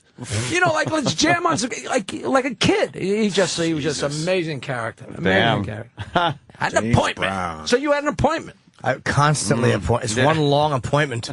I love it. I really do. Love those fucking pills. I took one time, and it was the old joke where the girl, and she called up and said she wasn't coming over. It was the whole thing, all dressed up, no place to go. You know, I don't even know what it did. Yeah, you know. well, you got to get rid of it, I bet. You can't take Viagra and miss. Like, what kind of an idiot? You know? And you get flushed, and you got to use it. You know. Yeah, it's awful. Yeah. Doesn't it like I've heard the side effects where you see blue fucking spots? Well worth it. Is it really? Of course it is. The ironic thing is we used to take pills to see blue spots. Yeah. So look, it's not really a side effect. It's a Benny. Well, your dick is all half hard and you fuck horribly and you bang your head in the wall later. You see fucking white spots anyway. The blue streaks are worth it. You're like, fucking dummy. Why? Now, have you ever taken both at the same time, like Vialis? No. You get a heart attack. Vialis. It's fucking bad for your heart, I think. Dr. Steve has told me it's actually not bad for your heart, but I don't fuck with it. My heart's healthy, so no, I don't overdo it. Like, I don't take it every day. No, there's a third one. There's Cialis, Viagra. Yeah. Oh, I've done that one too. Which is the best? I would say, if you take 100 milligram Viagra. Did you watch Norton turn into a doctor for the last 10 minutes? Milligrams and about this. Viagra is, I think, the strongest in the moment. Like 100 milligram Viagra, your dick can't not work. But you'll be very congested, and you're gonna have a tremendous headache. A tremendous headache. Yeah, it's a blood flow, I think. But Cialis doesn't make the blood flow, but it doesn't work as immediately. That doesn't sound good. Wait, it is, though. What size Viagra did you say? Like that. 100 milligrams. Aren't they 20 and 40? No, that's Viagra. I'm sorry, Cialis and Levitra. Wait, do you have the headache while you're having sex? Viagra's 25, 50, and 100. Headache no, usually after, I think. What's the regular big size blue pill? The blue pill is Viagra. They're all the same size. It's just dosage. Okay, just 25 is fine. If you don't take it, it's 25. So that's when you too blow. many questions. No, because I have a couple of pills at home that I don't take them. But What they're milligrams blue are pills. they? That's what I'm asking. You should look. It'll be a 50, 100, or 25 written on it. Anyone you take. If you cut one of them in half, you cut like a fucking 25 in half. If you've never taken it, it's going to, and someone maybe they told Mike Baker or somebody told us that they were getting information out of a lot of those fucking very old Afghan warlords in those hills by giving them Viagra. Because these were guys who had all these wives. They couldn't fuck anymore because they were old. This is recently. The soldiers would give them Viagra, and all of a sudden their dicks work, and they got intel like that because it was this miracle they wanted pill. more pills. They wanted more fucking pills. Winning hearts, It's like going to minds, Africa and cocks. pulling out a mirror. You know, like, oh, look. Yes. But you imagine you can't fuck. Is that real? Oh, yeah, it's real. But think about it. These are old men, ideology or not, these young women that they could fuck, but they can't get hard for, and a Viagra gets you dick. Forget it. There's nothing. The fucking harem must have been pissed. Yeah. Didn't have to deal with this stinky old fuck Exactly. for years. Yeah. Now he's just fucking every night. Yeah. Yes. Oh, that's good. Knock, knock, Wow. knock. Take one.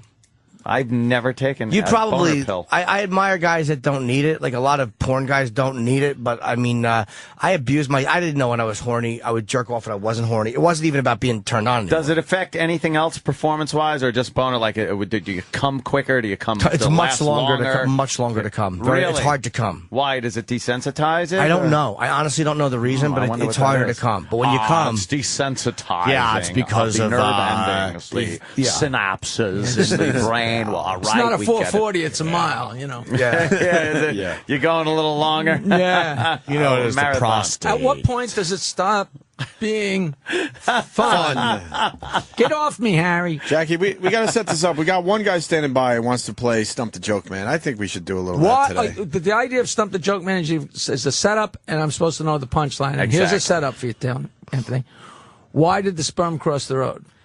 Why? Because I put on the wrong pair of socks before I went for a walk this morning. See, that's disgusting. Very funny. That's a good one. You know, last time you were here, you gave us 2 jokes that people were telling for weeks. You know, do you have another one today? We have a new thing where we've been adding a new line. You add a line to a joke. A horse goes into a bar. Bartender says, "Why the long face?" The horse says, "I have cancer." Oh, fuck. That's all right, man. Kid knocks on the door, and the lady answers the door and says, "Mrs. Jones, can Johnny come out and play ball with us?" She says, "You know he has no arms and legs." He says, "That's all right. We're going to use him as third base." She says, "All right, let me get him into his white suit." It's fun. You add a line to an old joke. I like that. That's funny. I've never heard that before. That's Well, all I made right, it man. up. Finally, Norton, I made something That's up. very funny, man. You got one more, or am I pushing you? If I'm pushing you, that's fine. You're never pushing me. All right, you got one more? That's too good. How Not disgusting. As bad as you want to get, it's horrible. Yeah, give us a really bad one. So, guy's taking his wife hunting on Saturday, and Saturday it's raining. Did I tell us last time?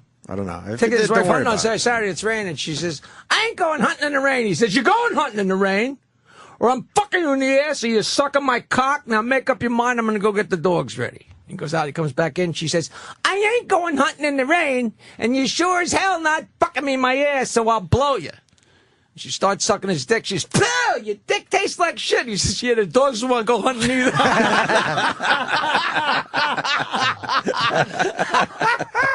Jesus. "Mommy, how come I'm black and you're white?" She says, "Listen, the way I remember that party, you're lucky you don't fucking bark." All right. Holy shit. All right, you want to try to get My stumped here? favorite joke in the world is the couple at the marriage council. You know that yet? No. The marriage council says to the couple, "I think we should begin with something you have in common." And the husband says, "Neither of us likes to suck cock." All right, I'm done, Ope. That's a good one. All right, you ready? I'm done. All right, let's see if someone can stump the joke man today. We go to John in Denver. John. Hey, Jackie, it's truly an honor, man. Oh, that's sweet of you. Okay, I got 2. They're quick. How was copper wire invented? 2 Jews fighting over a penny. Why did Jews have big noses? Air's free. Come on. Jesus, dude. Come on. Boy. Boo. Let's go to Come Sean on. in Albany. Sean. Boo. Why do Jewish guys watch porno movies backwards? So they can see the hooker get the money back? Very good. So you can't get Norton. You know, Not with a hooker joke. for years, Yeah. for years I go to parties and people come up to tell me a joke. They say, "I'm going to tell you a joke you never heard." I said, "Not only are you not going to tell me a joke I never heard, try and tell my wife." And they she- couldn't tell. Of course, Nancy knew every joke that I couldn't knew. even stump her, sure. huh? It's like you had to get past Sirianni to get to me. Right on. Sean in Albany. Let's go. Hey, Jackie. Hey, did you hear about the guy that got checked into the ER with 6 plastic horses in his ass? With 6. What in his ass? Plastic horses in his ass. 6 plastic horses in his ass. Uh-oh. Oh, I do not know this. There were some complications, but the doctor described his condition as stable. Not a great joke, but you know what? not terrible. I didn't know it. His Norton. delivery wasn't very good, but Yeah. you know, his No. condition's stable. That's Email me your address, jokeland@AOL.com. No, he's gone. he's he's fucking out. bad. He's like, fuck that. He's out. I did it. I'm out. Tony in Pennsylvania. See, Tony. I could have sat here and raced my brain for a half an hour, but I would have never come up with that. You know. Well, how about think about it for 5 seconds? You gave up way too easy on that one. Jackie knows. All right, let's go to Tony. I got the best stump. I was doing the Just for Laughs in 1993 with Nick DiPaolo, Robert Schimmel, Paul Provenza. It was a club soda, nasty show. End of the night, I went on last, and I was playing. They only gave you 25 minutes, but they wanted me to do Stump the Joke Man. I had 10 girls up there, and it was central casting. There was a fat girl, skinny girl, Italian girl, short girl, and Charles Jaffe was in the audience from Rollins and Jaffe. Okay. And I didn't know it at the time, but he freaked out because it was a terrific stump, and there was an Asian girl. So, of course, I tortured her the whole time for 10 minutes while I'm talking and breaking the girl's chops. And blah, blah, and she stumped me. She was the last one. And not only stumped me, but she stumped me with an anti-man joke. And I'm telling you, Norton, the fucking place, you ever been Club Soda? 500 people, the place shook. She spoke pidgin English just well enough that you could make out what she said. She said, "What do toilet, anniversary, and clitoris have in common?" And I marched up and down trying to figure it out. And the answer is, men miss them all. The place went fucking batshit. That's great. Is that a great show? Oh, right on.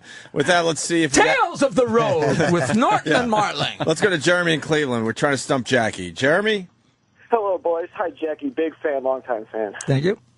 Hey, why do Jewish people have big ears and bald heads? From going, how much? How much? Oh! I told that for years. That's a great joke. That's a great one. Let's go to John in Chicago. What do you call a Jewish vagina? No? What? A can't. John in Chicago. John. Hey, what's a baby bear and a girl from Arkansas have in common? They both lick their paws. Tony in PA. Tony. Hey, guys, how you doing? Good.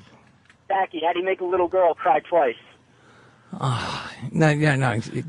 You fuck her in the ass and wipe your cock on her doll. Yeah. No, get out of here. Get out of here. On her teddy bear. Oh, sorry. Sorry. I guess you got me. All right, Scott in Tallahassee. Scott. Yeah. What do tampons have in common? Tampons have in common? You know what do two tampons have in common? They're both stuck up. They're both stuck up cunts. Well, I spared you the C word. Adam in Jersey. Out of respect for Anthony and his guns. Thank you. Yeah, Thank Adam. you. I'm very offended by that word. Hey, I was married to one. Jackie? Go ahead, sir. Everyone's listening. Okay, what's the name of Reverend Al's show on the Black Entertainment Television? You know. This sounds like a made-up joke. Is it one word? Weeby Entertainment. I don't know. No, it's Nig at Night. I think it's not bad. No. That's, Let's go to Canada. Maybe Canada can help us out. Not a Get the fan of energy that back. word. Not a fan of that Canadians. word. They were going to make an Al Sharpton stamp, What, but night? they were afraid everybody spit on the wrong side. Thanks, Danny. Two things going on. Yeah, I know. Both funny, by the way. Sorry. Terrible. Clay in Canada. Clay. Stereo. What do black women get after they get an abortion? Oh, A check from Crime Stoppers or something like that. Get out of here. Get out of here. Is that? Thanks, checking out, bye. All right, Trucker Bob in Iowa. Trucker Bob. Hey, what's me or the pit bull with AIDS? The guy who gave it to him. That's a good one. What has 4 legs and 1 arm? A happy pit bull. Ryan in Buffalo on the instant feedback. I love Jackie's dirtiest joke. How do you get a gay guy to fuck a girl? You shit in her cunt.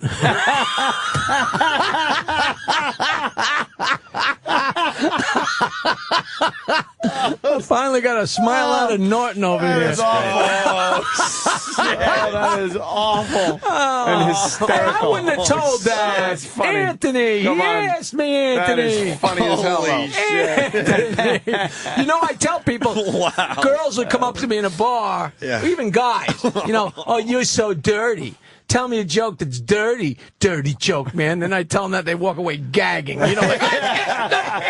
asked for it. Yeah, you don't draw a gun, jerk off. You want a couple more? Let's go to Steve in Texas. Steve.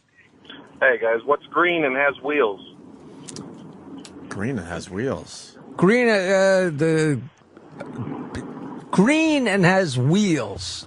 And this is one of those kids' jokes that's easy. Hold on. Green and has wheels. A green garbage truck. I don't know. Grass. I was just kidding about the wheels. Ozzie Van Gelderen in 2nd grade says, "What's black and grows?" And the answer was grass. I lied about the color. 2nd grade. And it just got to Texas. Anthony in Ohio. That was good, though. He got me. Well, second grade. Come on. Anthony, Ohio. What do women and tornadoes have in common? They start off with a nice blow, and pretty soon they take your house. Basically, yeah. They both scream. Sorry. Tim in Westchester. Tim. What's up, boys? Hey, Jackie, Tim. It's an honor. Hey. What do you call a Chinese retard? A Chinese retard? Oh, well, now I'm going to get a chunk, letard. Something wrong. What? Something wrong. See, there's a variation of that one, right, Jamie? Right. Joe in Canada. The Chinese couple had a black baby. What'd they name him? Something Wong. Yeah, that's something Wong. He just made him more politically correct. Do you go racist? Do you go retard? You're racist. Do you go retard? Joey. Hey, what's the best thing about getting head from an Ethiopian? You know they're going to swallow. Ethiopia. What do you call an Ethiopian taking a shit? A show off. Did you hear about the Ethiopian that fell in the alligator pit?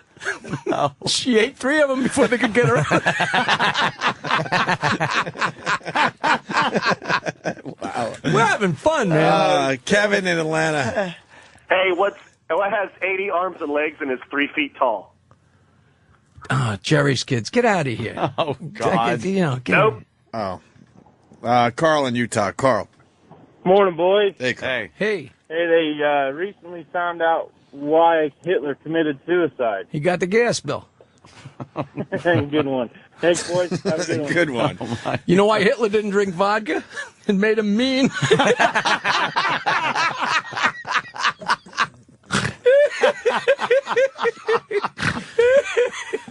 Oh, that's good. All right. God damn, that's good. Saturday night in Belmore. Tell him, Opie. Come on, I'm working hard here. You're absolutely killing today. People should see you at the Belmore Theater this Saturday night.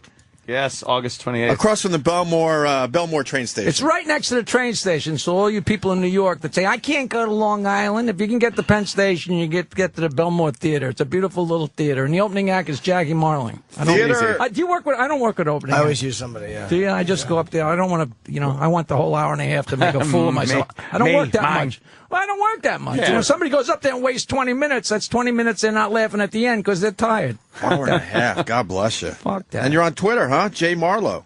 Yeah, but I haven't been on it in 3 years. Fucking do the Twitter. You're perfect for it with the jokes. I know. You're perfect for that. My record company, Oleo Records, they people say, I saw your Twitter the other day. That's the record company. Record company. But I give them the jokes to put on there, so you know. Yeah, all right. I finally got into the Facebook, and I'm pissed off. I apologize. I'm an old guy. I don't think in terms. I should have put on Facebook that I was coming on this show, but I don't think to do that because it's in my mind. I'm not like, I'm going to do this today. Put it on your media site. I always do it 2 days later. Oh, here's a picture of 3 days ago, and here's what I did 3 days ago. Jackie's fucking copy. He's making copies and shoving them under windshield wipers in the fucking mall parking lot. Why? Because I love the smell of the mimeograph. These guys, they want to stump you. Want to keep going a couple more? Or It's up to you. It's your show. Can you read the fucking window, Opie? It's Opie's show. We always go too long with phone calls. Dave in Canada. We'll try a couple more. You're the last. All right. Go too long. How about we go? We'll get one more good one, whether it's from a caller or you, and then we'll stop. All right. Dave, go. Here it is. What's the difference between menstrual blood and If you really try, you could gargle with sand. Oh, Jesus Christ! The difference between menstrual blood and sand is you can't gargle with sand. That's from F. Jackie on Oleo Records. All 6 CDs, including my recent CD, Snart. I put out a CD called Snart. Yeah. that also comes with a DVD, and it's Stump the Joke Man from Rascals in 1988. Holy shit. You don't even need the sound on. You got to see the girls with the cigarettes, the drinks, And the hair, hair. and the blowjob jokes, and the old ladies telling the blowjob. It's That's priceless awesome. footage. Wow, Priceless that's footage. classic stuff. It sure is. And it comes with it. We should take a quick break because JB Smoove is he here? coming in. All right, good. I believe he might. He's not. He's out. He's not here yet. Oh, he's not here All yet. right. You want to take a break anyway and get I ready gotta for piss. JB Smoove? I have to pee badly. All right, and Jack, it's up to you. We'd love to have If you stay. want to be my friend, go to bcnlboxes.com and just have a look at these boxes because it's my good friend Eddie Bernard, and it's an amazing gadget. You guys, Can we take a look at it, Danny, really fast? The BCN. Oh, I didn't mean you guys had to do it here. And go to facebook.com/Jackie's Joke Hunt and join up. Am I allowed to say that on your show? You just did, brother. Facebook.com/Jackie's You're the Joke king of the Hunt. plug. You guys must have 10 billion listeners. Do you have a Facebook thing, or you don't even bother with that? Facebook and Twitter and all that. We're all over the happy place. You guys shit. are too big. You're All too that big. happy There's no more shit. game for you. I'm still working my ass off. I'm in the game. You guys are up on the mountain. We don't even care You're anymore. on a mountain. You're sitting on a mountain with your gun. Phone it in. That's You're right. Sharon Tate with a cock. We've been halfway up the mountain for 16 years. We just want to see the top. A mountain? Yeah. We're sitting on a molehill while fucking management shovels under us.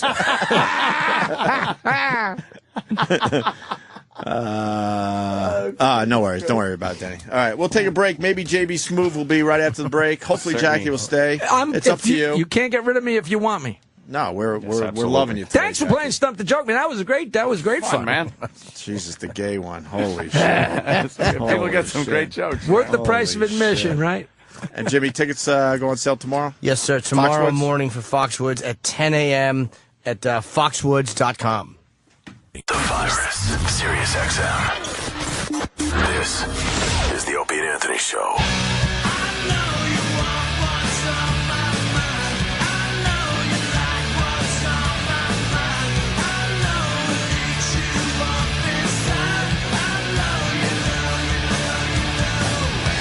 Hanging with Jackie the Joke Man. During the break, talking about swimming in the Long Island Sound. Well, I found my line because I don't mind swimming. I love swimming in the ocean and the Long Island Sound. And I'll even swim at night if the moon's out so you can see some shit. But Jackie's telling us that sometimes he swims and it's completely dark, pitch dark. That's my line. I would be out of my mind. It's, No it's way. Great. It's great. There's just enough lights on shore that you Monsters. know which way to turn around and Oh, swim. my over. God. fuck Nah, there's that. monsters in No, the water. no and, way. And you Now- say you swim naked. Yeah, I go down there, But what if, like, I was saying, I'd be afraid, like, because your dick's kind of wiggling down there while you're swimming. It looks like bait. Well, when it's late at night, it's a little chilly. It ain't hanging down that far. Okay. Now, what the I fish didn't just tell goes you- batting where the. Did the neighbors see you come in and going naked? I don't think so. I don't They care. have to at this Well, point. he's got his robe on. Yeah, I wear my robe all the way down, and then drop the you robe live at the seductively. It's like, Sexy. I'm like Bo Derek, Now, what I didn't tell you during the break is I have a roommate. Let's go steal Jackie's roommate. robe. I have a roommate. I have a nice house on the water, and I got a couple guest rooms, and I've always wanted to make my house the come right in. WRITE, the come right in. And I said, why couldn't a producer, an actor, a writer stay with me? And, people come out from L.A. or from wherever. You stay in a hotel. I don't care if it's the Four Seasons. It's a bed and a television and rooms. Come stay with me. Have some fun. Go swimming. See my cock at night. Stay on the deck. And a guy called me up and said, I got a friend that's writing a movie. So Leo Rossi is staying with me, a famous actor. He was in Analyze This and Hill Street Blues and everything in between. And he's the greatest guy in the world. 5 seconds at my house with my sister and the gang. He's already part of the family. So I got my little gang. I talked about him on the radio show the other night. He's one of those Italian actors. Once you see him, you say, I've seen him in everything. So you don't mind having people at your house? I'm just the opposite. I live for it. I live for it. And the other day, we're there, and his friend Tony Luke Jr. comes down from Philadelphia. The king of the Philadelphia cheesesteaks comes down. And I got my friend stops by who's a laser vaginal rejuvenation doctor. So I got Tony Luke Jr., the king of the Philly cheesesteaks, and a vagina sculptor, and Leo Rossi. I mean, and I love, because it doesn't stay a field day. You have a barbecue, and then everybody goes home. Leo's up he's typing away. I don't even see him. He feeds the cat and goes away. I know that guy. Oh, you saw his picture? Yeah, of course. He's staying at your house, huh? He's such a good guy. I almost dragged him with me today, but he's got to write this movie. He got to write. He was supposed to come on my radio show Tuesday. But the friggin' Long Island Railroad, what happened? The busted. The switch box blew up. Yeah. Cables from 1925. It's Lionel Trains, that goddamn. Come on. Fuck the trains. Jesus Christ. But Well, so that's the excitement of my You life. I open got a roommate. I'm in junior high. I ride my bike and I got a roommate. And you have sleep. Yeah, you have I'm having a sleepovers. sleepover. And he rides his bike and swims. I gotta grow up. It's a hell of a Nah. life. Fuck that growing up shit. We are None of us going- in this room have grown up yet. We're going from the historic Belmore Theater after my show at 9:30 Saturday. We're all going to F.H. Riley's. Oh, shit. Heart of Huntington Village. Brett, Heart of Huntington be Village. prepared. Brett, be ready. We're not going to get there till like 11:30. They're long closed, right? But the bar stays open. If you're right? definitely going to be Oh, there, yeah. we'll keep the place open for you. Oh, the bar's open. We will invade, and if I can't drag everybody, I'm coming, and We I'm might bringing John Starbuck, my manager, Rob Schneider, their beautiful wives, my friend Mary. All Will you get Saturday at night, least- Saturday night after the Leo Belmore Rossi. show. Everyone's Leo coming. Rossi will be there. He'll be signing He'll like the autographs. Leo Rossi. We might be expanding. He's doing that well, yeah. He's great. I don't know if I'm supposed to talk about it. Yeah, we got some plans. I don't know if I'm supposed to. I just realized I want to tell you the movie. You should think that before you say I it. know. I want to tell you the movie that Leo Rossi's writing, but I'm not sure I'm allowed to tell you yet. But I'll tell you next time. That way, maybe you'll have me back. Yeah, see? There But you I go. don't know Nice if we can. tease. We did every goddamn joke there is on Stump. The Yeah, one it joke I happens. didn't tell you is the couple at the marriage counselor. And the marriage counselor says to the husband, say something to your wife that'll make her happy and sad at the same time. He says, for a fat pig, you don't smell that bad. The marriage counselor, like, Jesus, he says to the wife, say something to your husband, make him happy and sad at the same time. She says, you got a much bigger cock than your brother. I'm done. All right, I'm done. That was great. I'm done. Oh, I got to the point where I just do my own voice. Yeah, you do I that. make fun of myself before anybody else has a chance, Did we ever talk about Anthony doing the Jackie the Oh, Joker yeah, contest? I was there Did we many, talk about many that? years ago. I Many don't. years ago. I don't know if we ever talked about it with you in person. Didn't Early you win? 90s. Didn't you win or something? He was supposed to win. I think so, but I was doing Opie's show at the time, so it was kind of a conflict of interest. But What were you he was supposed to do? supposed to Come win. in and do my voice or Yeah. look like me? It was kind of just do your voice, and it depended on the voice and the material and stuff. And You know what? We did so many things so fast, and I was always so yeah, goddamn yeah. hungover. Were you, So was I. Were You're wearing you a part of a carrot. gang? Or No, I just came in by myself. And actually, no, I came in with a guy named Randy. They love it when anybody comes here in. it is. They did that And it was, stuff. yeah. Here it is, thanks It to was the good. internet. Oh, my God. Wow. Look at that afro. You haven't? Yeah, everyone can impersonate Jackie. This proves that anyone can impersonate Jackie. 94. What is your name? 94. My name's Anthony from Rod. Look at that hair. Yes. Oh, yeah! Anthony, do you have anything to tell us? Yes, what's black and white and green? What is that? My wife having sex on the lawn with a colored. Oh, yeah! What is? Yeah, this is Sam Kinison. Hey, Oh, Jack, yeah. you want I was do trying to some fit Vegas everything in. stuff with me, man? We'll, go out there with the Outlaws, have some fun. Oh, where's the money? Where's the money? Green! I love green! Green money! Green weed!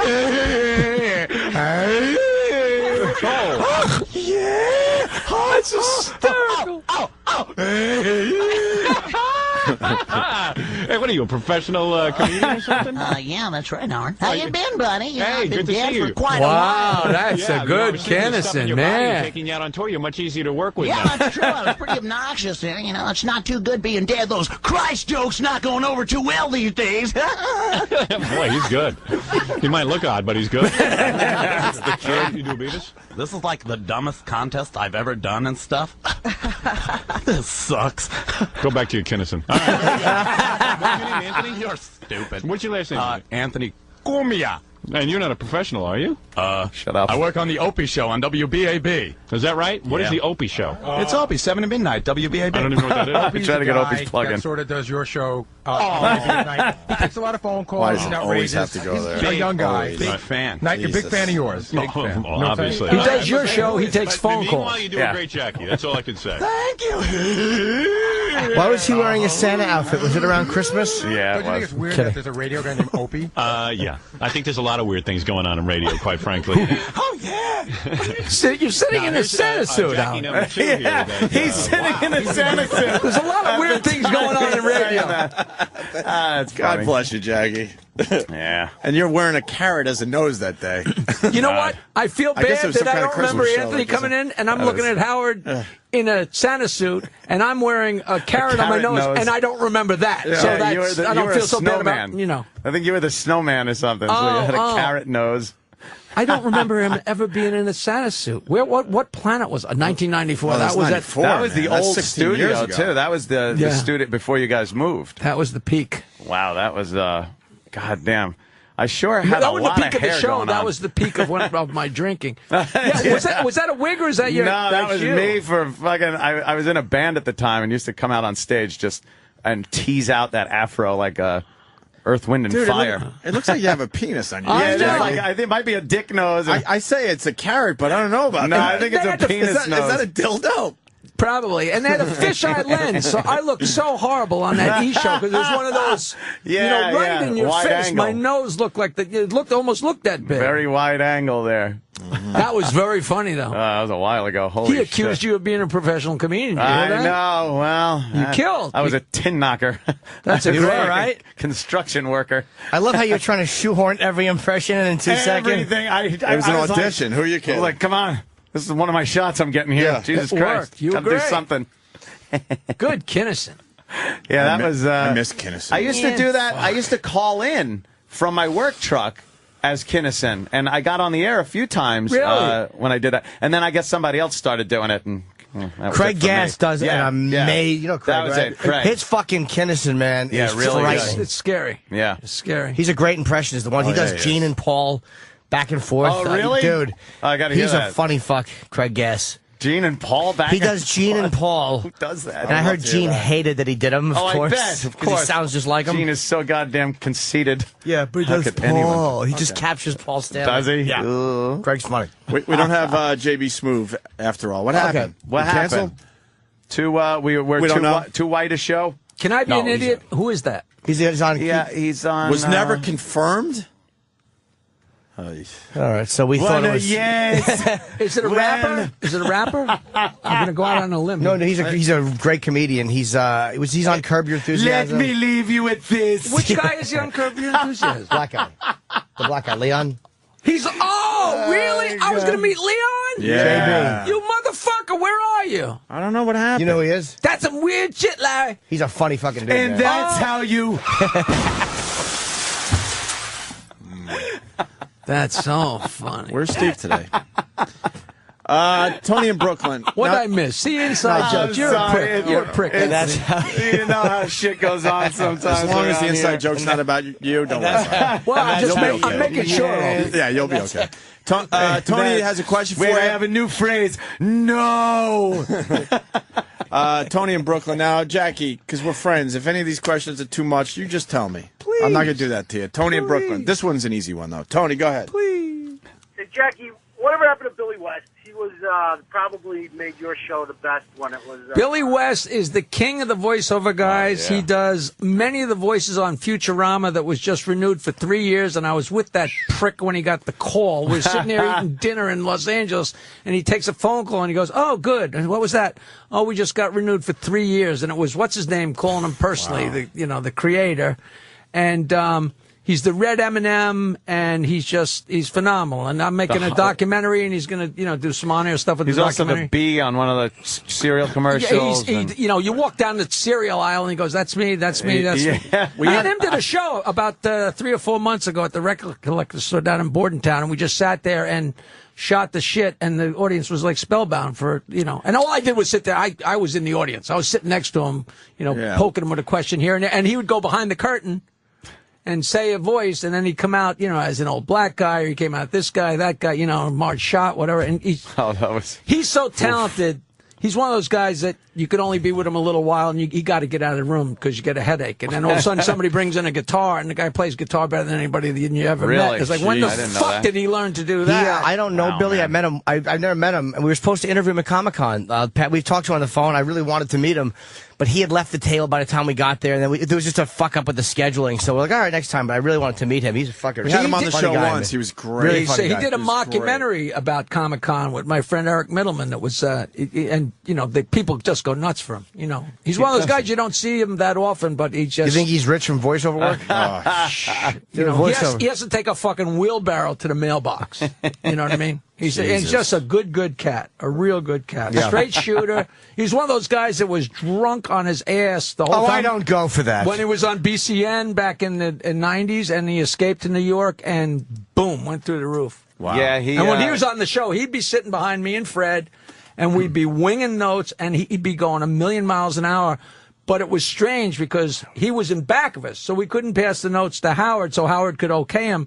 And Billy was a 500-pound gorilla. So you had to be very careful what you wrote, because if you wrote 3 cunts walked into a bar, he would read it, because he's going too fast to edit. So Fred's handing me stuff, and I'm handing stuff, and trying to put it in order, and I just wish there was video. I mean, he was just frightened. And Al Michaels would come in, and Billy would do Al Michaels, and he'd say outrageous stuff as Al Michaels, and Al would say, "That's not me," and he'd say, "It is me. That's not me." He had to keep saying that wasn't me. It was so unbelievable. It was so dead on. You know, now pull that up, Danny. What the fuck?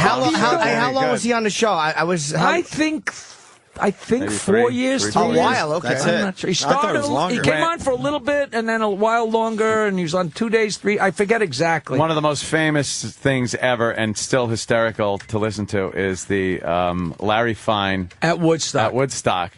I can still, you don't remember much. I still remember being in Howard's office writing that because we were falling down. The first time he said, as Larry, Jimmy, you know, I can't do Larry Fine. Jimmy, set your guitar on fire. You know. Mo was tripping. Oh, God, It was so good. And then Allison Steele's voice on it, and so it was perfect. Lent it It was it, yeah. Is that it? Very few people God. realize that most groups I've never appearing heard at the Woodstock Festival did not make it into the Woodstock movie. Artists such as Leslie West and Mountain, Creedence Clearwater Revival, and the Jefferson Airplane. But the most glaring error was the omission of Larry Fine of the Three Stooges, whose backstage contributions were the backbone of the festival. Oh boy, this is beautiful. It's beautiful. Hey, who is that ugly broad? Janet Joplin? I wouldn't f*** her with Shemp's. Yes, Larry Fine was feeling no pain. Hey Mo, I'm getting dizzy. What's hashish? It wasn't long before the crowd was won over by Larry as he led them in the infamous rain chant. Hey, come on, you ass thing. It's raining out. We gotta make it stop raining. Larry got to know stars like Jimi Hendrix. Hey, Jimmy, is it my imagination, or has Santana's drummer been taking a solo for a day and a half? Hey, man, Larry, you are sore. Thanks, Jimmy. Hey, Jimmy, who's the darky with the needle in his arm? That's my good friend. We experiment with drugs together. Larry was asked to make several stage announcements, which wasn't so easy because he was drunk. Oh, please don't eat the brown acid. I'm warning you. Please get off those towers. I had long hair before any of you jerk-offs. Get on off those towers, you hard-ons. Don't eat the brown acid. I'm warning you. And somebody find me a whore. Larry advised many of the up-and-coming stars like Country Joe and the Fish. Hey, Mr. Fine, excuse me, you got a minute? Hey, Country, how you doing? Hey, what are you and the Fishes gonna do when you get out on stage? Oh, man, I don't know what to do. I got no ideas. I got it. Why don't you go out there and spell Hey, man, great idea. Now get out there before I take an axe handle to your colon. Joe was truly inspired. Give me an F. Go for it, Country. Give me a U. Hey, don't forget the K at the end.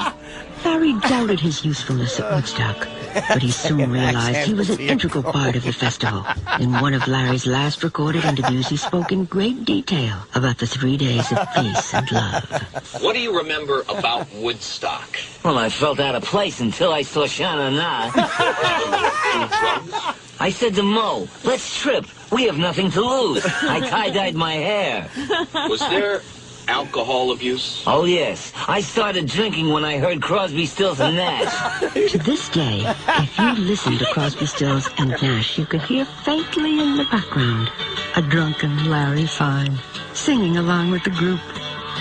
Getting to the point where I'm no fun anymore. Larry Fine, not just one of the Three Stooges, but an integral part of the Woodstock Festival. Mo gave Jimmy the lighter fluid idea for lighting the guitar. So you take credit for that? Yeah, I said let the Schwarzer light himself on fire and his stupid guitar.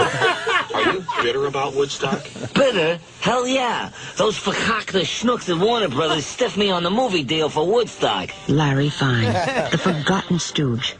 I'm Allison Steele with another Woodstock Minute. That's people have told me. Genius, people have told me they've listened to stuff and their faces hurt from laughing. And I always thought it was an expression, and my face literally hurts right now. Every second of that is hysterically I have not funny, heard man. that in 20. Oh my God, that's beautiful. I've never heard that. Oh, it's fucking really great, funny. I remember the first time I heard that. I literally, when people call in a radio show and say, I can't drive, I almost crashed, I had to pull over because I was laughing so hard. I'm missing half of it. They pull up in front of the tunnel so they don't lose the lose the signal. It was just round of applause hysterical. for Billy West. Yeah, Billy. Also Holy Ren and fuck. Stimpy, obviously. Ren and That was- Stimpy. well, he later, kind of altered that voice a little for Stimpy. Yeah. Oh my Stimpy, God, right. that is so funny. I tie-dyed my hair. I had long hair before any of you hard. My favorite line, before I take an axe handle to your colon. I knew that Before would be I your favorite. take an axe handle to your colon. But the signature line is, I'm warning you. Yeah. Get off those towers. I'm warning you. I'm warning you. I'm warning you. You know, the first time he came on the show, and they said, well, you know, Howard probably said, you know, what impressions do you do? And I think he said Larry Fine. And I remember myself in my head, because you watch the Three Stooges, like, well, there's nothing distinguishable about that. What is it? Till you hear and then he someone does do it, it. it's like, holy shit. who knew that it was that much of a caricature? Like, and how did I miss it? You know, it's so distinct. Yeah. You know, one word, and you know, What years were you on the show? I worked for free from 1983 to 1986, one day a week, and then we went to NBC. mornings. They went to mornings in '86, and I was on 2 days a week, and then I stopped going on the road, and within a month or so, I was on 5 days a week, and I left in 2001. So 15 years as head writer, and You've been 3 years gone for free 9 before years that. already? Holy shit. I marched forth on March 4th of 2001. People talk, the way people talk, it's like it was Holy yesterday. I know. You know. Wow, that's crazy. 9 years later, people go, hey, miss you on the show. It wasn't yesterday. It was 9 years ago. But there's so much best of and Time stuff, fucking you know. flies. Yeah. Jesus Christ. You're still well represented on the show. Yeah, it's great fun. Know who's great is Fred. He lives in Jimmy's building. He's my neighbor because I lived next to him. What a great guy. Great character. Solid dude, man. Solid. Yeah. So talented. I've always said in every interview, he's maybe the funniest, fastest. I mean, it's frightening. You'll talk to him about something, and before you finish your sentence, he has something funny and intelligent to say about what you're. I mean, Yeah. like he's lightning. He's lightning. You know, he's fucking great. just wonderful. I It mean, was, I've you know, and they say he really badmouths me on the show really terribly lately for the last years, and I have no idea whether it's shtick or whether he's actually mad at me for so. I know they were mad at me for leaving the show and breaking up the show, but I have never done anything but sing the highest praises. I mean, he's like Billy. He gives he's so talented. He gives you a headache. You know. We come up, hey, let's do an idea. Let's do something about a gerbil. And he comes in the next day with 20 pages. You know, Wow, I mean, he's just. That's psychotic. He's just. That's psychotic. Who works that hard?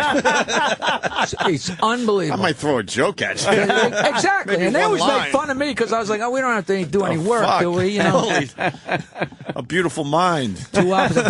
But we would sit there and write song parodies, and people get mad at me for the analogies, but we were Lennon and McCartney, and you could almost go through and pick out the smart lines, the stupid lines, the punchline lines. One of the great stories. My friend Ron Zimmerman has been dating this woman for a while, and it was kind of a secret, but now it's out. Ron Zimmerman, the comedian, do you know him? Don't know him. Skinny Know the name. little I've heard. guy Yeah. from Washington, D.C., and knew Howard from way back. Well, he lives with Cher. Of all, I mean, Now he does? it's an Now? unbelievable match. But I forget what the hell were we talking about. Song parodies. Oh, so we're writing song parodies, and we're sitting there, and Howard always said, "Don't edit. Write whatever you want." There was sometimes I would write something and hand it to him on the air, and he'd like look over at me like, "What planet are you from?"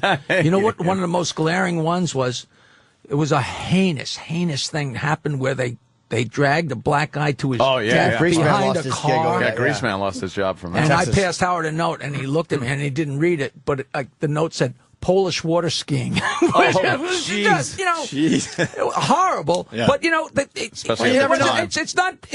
you're not thinking about what happened. You're putting A and B together. Right. So we're sitting there, and Cher was living with the bagel maker. This is 30 years ago. Rob Camilletti. So she's living with her. So we decide we're going to do a song parody, and it's point of view Rob Camilletti singing "I Got You, Babe." You know, "I Got You, Cher." So we're writing it, and it was always so much fun. And back in those days, me, Howard, and Fred in the office, we had I weighed about 220 because we had a Ricciardi ice cream thing that they kept full. So I'd sit there and eat. I'd eat 4 pints of ice cream and be ready for more.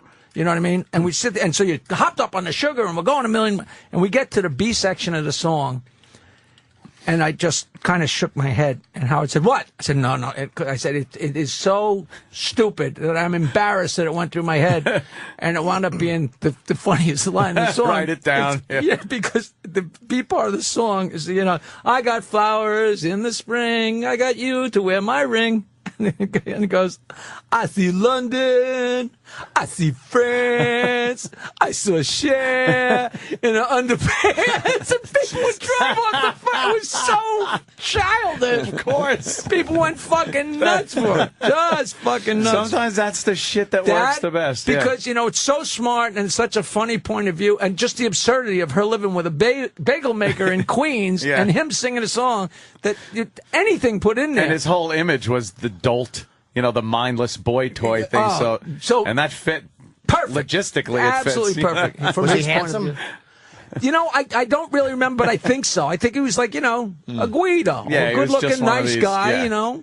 And Cher was getting older at that point, so whatever happened to that guy?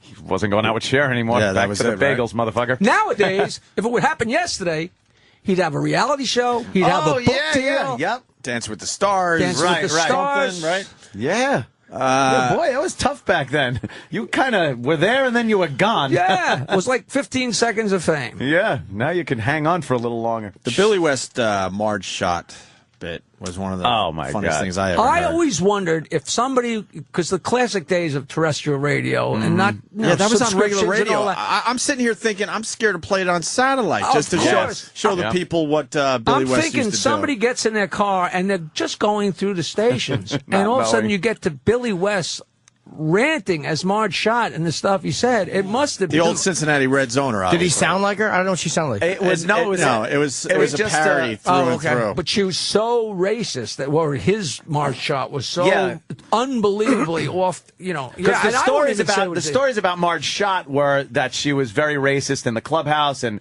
would treat people differently based on their race and what have you. So Billy would just blatantly be, but I mean, blatantly racist. And how that shit got on the air, I will never know. I know. March with your brothers. Oh, God. There was a time, though, you were safe. If you were bringing in good ratings, you could pretty much do whatever you wanted. It wasn't against FCC regulations. No, that's what's crazy. As long as you didn't talk about her breasts. Right. You know. Perish the thought you mentioned her breasts or vagina. Right, but throw the N-word out there all you want. Oh, that on was TV, fine. you can show somebody cutting off a woman's breast, but they can't squeeze it after it falls off. You know? You're right. That's a great way to put it. Crazy. Yeah. We're insane in this country. We really especially are. Danny. He's a loudmouth. Oh, my God. He doesn't shut up. Yeah, look, they're all available there somewhere, but... Yeah, it's too long to play. No, it's too scary. Like to play them is just... I don't even know. That was just an amazing part of history back then, like radio history. There was so much shit going on. I was talking to somebody. You know what was great? Whenever we went into a new market, I was always writing stuff that Howard would say, because he'd always do a speech, you know, like a welcoming speech, which would be so outrageous and insult the town or whatever. Of course. But it was great because whenever they wrote up wrote an article about us getting to town, they would always lead the article with the most outrageous thing he said, and very often it was something I wrote. It's always great fun to see it in print, but what was really fun was when we get fined, and Tom Chiusano would and everybody get a copy of the FCC violation.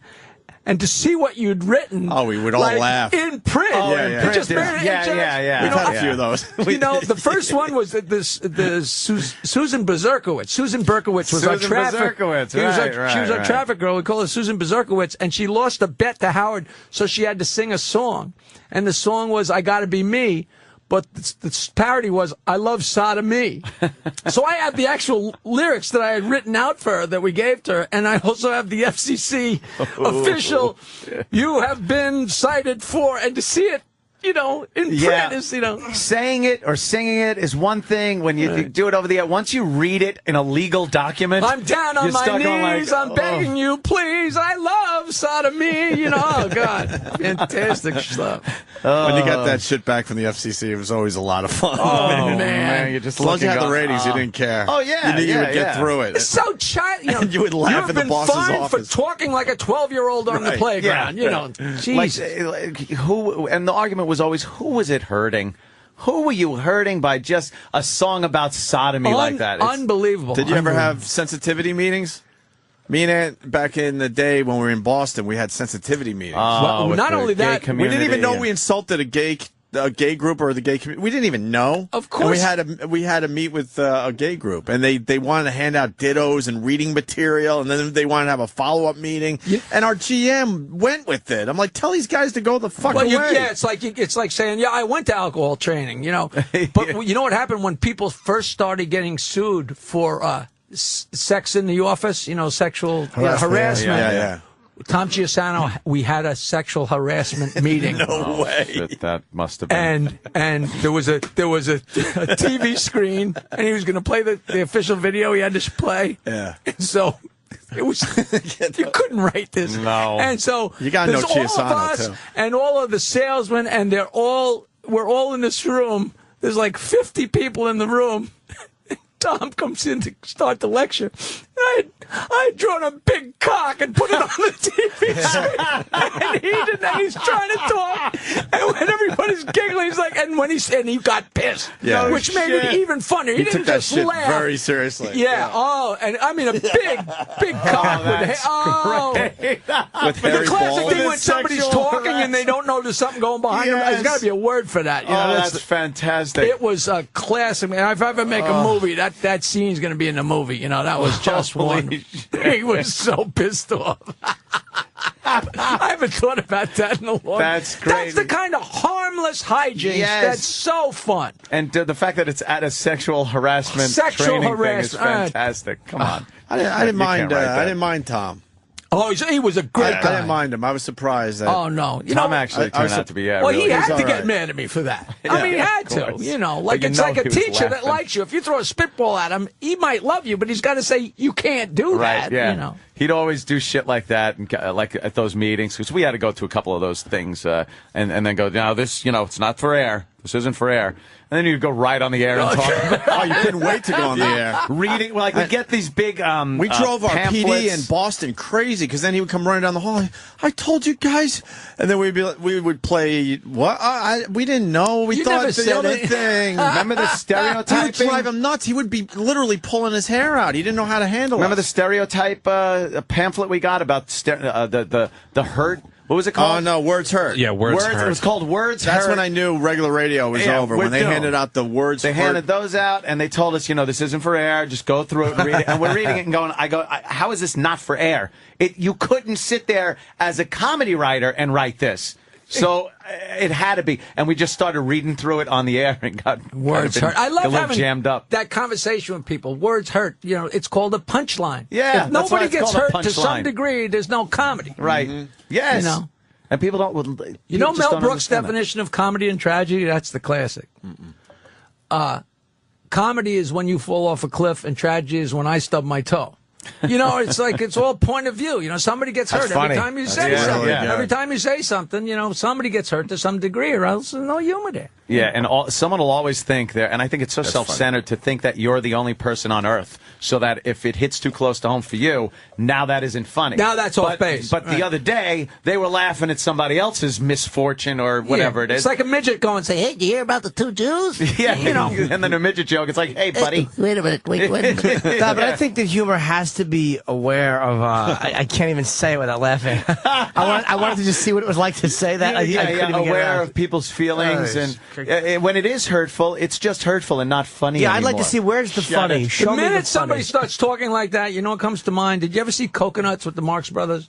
Oh, my God, yeah. And Harpo is at and the guy starts giving the speech, and Harpo's like, he gets behind. he's walking out slowly, like I'm not staying for this horse shit, you know.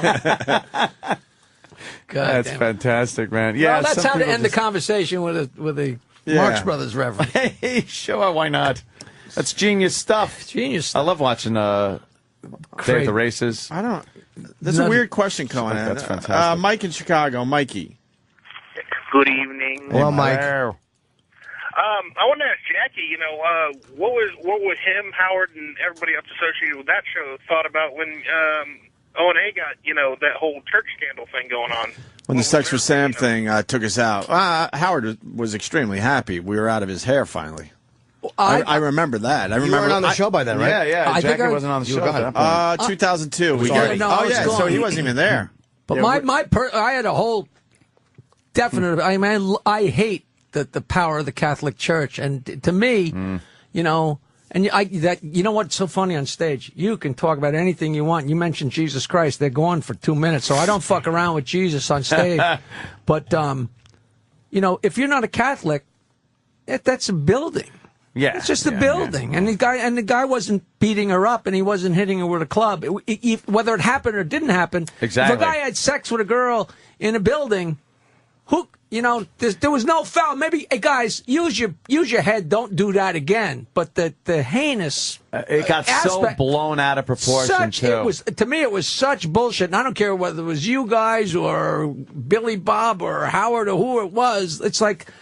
It's unfair that the Catholic Church could have that much power that they could just say, listen, we're going to be angry unless you punish these guys. Well, so I had your back, even though it was 2002 and nobody was asking my opinion. With that said, looking back, oh boy, oh boy, wow, that would have been a good idea not to do it. Yeah, that was a tough one to defend. Yeah. But you didn't do it expecting that kind of shitstorm. Not at all. It was a Not at all. It was a perfect storm that day. Right. It got, and I'm sure you guys have been in the same situation before, being on radio, where something happens and you know how it happened because you were there and you saw it or said it or wrote it or watched it happen, and then it gets picked up by the news and gets completely twisted around to where it's such an exaggeration. I'll say it in one phrase. Howard fucking around with the death of Selena. Right. Yeah. Who, you know, you would have thought. You would have thought. What exactly happened with that? Desecrating her body. You would have thought She That one got died, rough. and there was like 3,000 people in line. Checking out the body. You know, I'm not sure. She got murdered, right? Uh-oh, Jackie just fucking edited himself. What happened? I mean, that was many years ago. Jackie's thinking. He had to apologize in Spanish. And he apologized in Spanish. And the second, you know what? We just talked about. Jackie's scared. No, I'm not scared. I'm just not Polish sure water what came skiing. out. Well, it's Polish water skiing. Well, what exactly was said? I mean, was there jokes made about her death, or what was? Supposedly, Howard took it too lightly or Right, something yeah. like that. But the whole Spanish community was up in arms at him, and it was one of those business as usual things. But all of a sudden, Slow somebody said, news "Wait, I day. take umbrage with that." And like, all right, but what about the 35 billion things he said before that, and 35 billion things he said after that about every race, every color, every creed, every religion? We're just having fun here. There was no singling her out. You never know which thing is going to get you in trouble. But I mean, the was Sex for Sam we huge. knew, but we've been in trouble a bunch of times over the years, and you never know. That's the thing that's going to catch But on. that lit the fire, just like Yep. the St. Pat's thing. It was Yep. like it was way. Did you way- guys lose Dallas over that, or no? Did you lose an affiliate or no?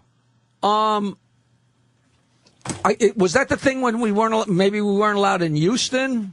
Yeah, I don't know. Yeah, I think it was Let something me like ask that. you the apology in 2 languages. Was that because of because there was no FCC violation? Let's just say, were there outside forces that were kind of causing a problem? You know what? I don't remember. I think it was just one of those things where, it was much easier to just say I'm sorry. And then you sort of made a bit out of it by doing it in Spanish. Yeah. I wish That's all that was about, and I'm Jimmy. not taking the fifth here. I really don't remember that well. I just remember it was a much bigger deal. I think than there it were should have death been. threats or something, so that was why. It was crazy. It was crazy. It was crazy. Yeah, that was. I want to know why Jackie stopped himself now. Somebody said, I can't help myself. Somebody said that. Email me, jokeland@AOL.com. I will reveal it at the historic Belmore Theater at 9:35 on Saturday night. No, I didn't really. There's an instant feedback, but Someone said he was making fun of our music, saying it sounded like Alvin and the Chipmunks. And then Fred might have done something, and that made Jackie laugh. Yeah, it's like I think you know what I think his main thing that insulted them was he didn't know who she was. He was like, "What music?" You know what I mean? And it was like, pardon me, I don't know salsa music. I read that. Yeah. Yeah, that was it. Jackie's just like, All right. yeah, well, I won't go there. No. But why not? I wrote that the people in line were eating her body. Oh shit! That's Jackie. You know what? Because they were Spanish and they were hungry and they were eating her body. All right? That deserves a plug. No, I think you fuck have to that. apologize. Jackie's going to be at the Belmore I don't care Theater. if I go to hell. We got it out of him.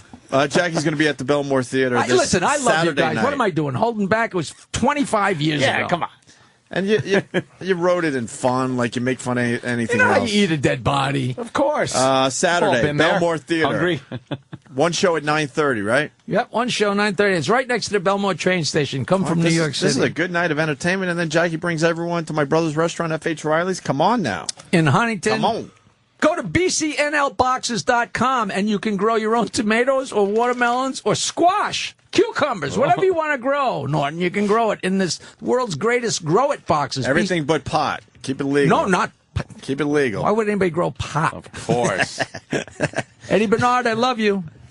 All right, Jackie. I think this is a good place to end the show. You know what we're doing after the break? The We Deliver Keggers thing we talked about earlier. Oh, that girl. E-Rock found the coming bit. in, found the whole thing. Yeah, Good. he says it's brutal. Oh, where she starts crying. Brutal. Good. Both of us. I'll have to get this to the time truck around. real quick. I and don't listen. remember. We must have had a really bad day because we both went after her. I was listening to one of the best ofs on the way home, and Jimmy was going off on that woman yesterday that called up and said she had a daughter with some kind of a mental problem, and we were playing Guess the Mental Problem based on 20 questions, and you just unloaded on because she hated you. She said you weren't funny, and you just started unloading on it. It was funny shit.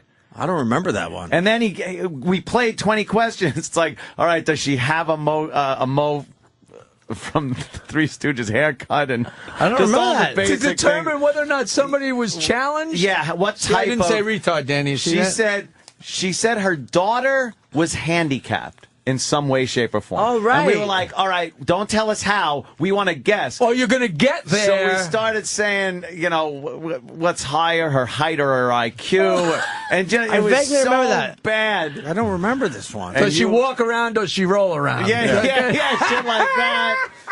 Yeah. Oh, God. Does her tongue get sunburned when she walks around? It was awful stuff. But the fact that she was going along with this, you then opened up on it because she said you weren't funny. You opened up on her about using her daughter for her attention whore ways, that she just called in because she's an attention whore. And it was brutal. Wait, how long ago was it? You laid into her. I don't know. Yesterday. It was yesterday. You were on Viagra.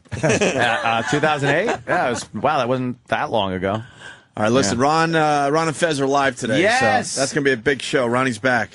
Yeah. His appendix. Well, Fez is here. Huh? Is Ron here? Is Ron Yeah. here? I heard he's not here. What? Jimmy's fucking around with everyone. Why are you fucking around with us? Yeah, didn't you see the smile before he delivered the line? I'm not a good liar. Jackie, it's a pleasure. Thank you, guys. It was great, Always. great fun. You're certainly our friend now, man. Yes, I love it. That is obvious. Jackie, always Wave Belmore goodbye Theater to the Saturday camera. night. Huh? Opie and Anthony, wave Oh, goodbye to yes. the camera. Thank you for the nice things. Oh, that's nice. Saturday night. Yes. Saturday night, and coming up tomorrow, Artie Lang. Jesus. You Is he had doing to all go right? there, Norton, as we're turning off the mics. Is he doing all right, though? Does anyone I haven't know? heard anything. Nobody, honestly don't know. Nobody knows. I asked That's the everybody. biggest kept secret, man. Yeah. So I hope he's doing. I said it because a no.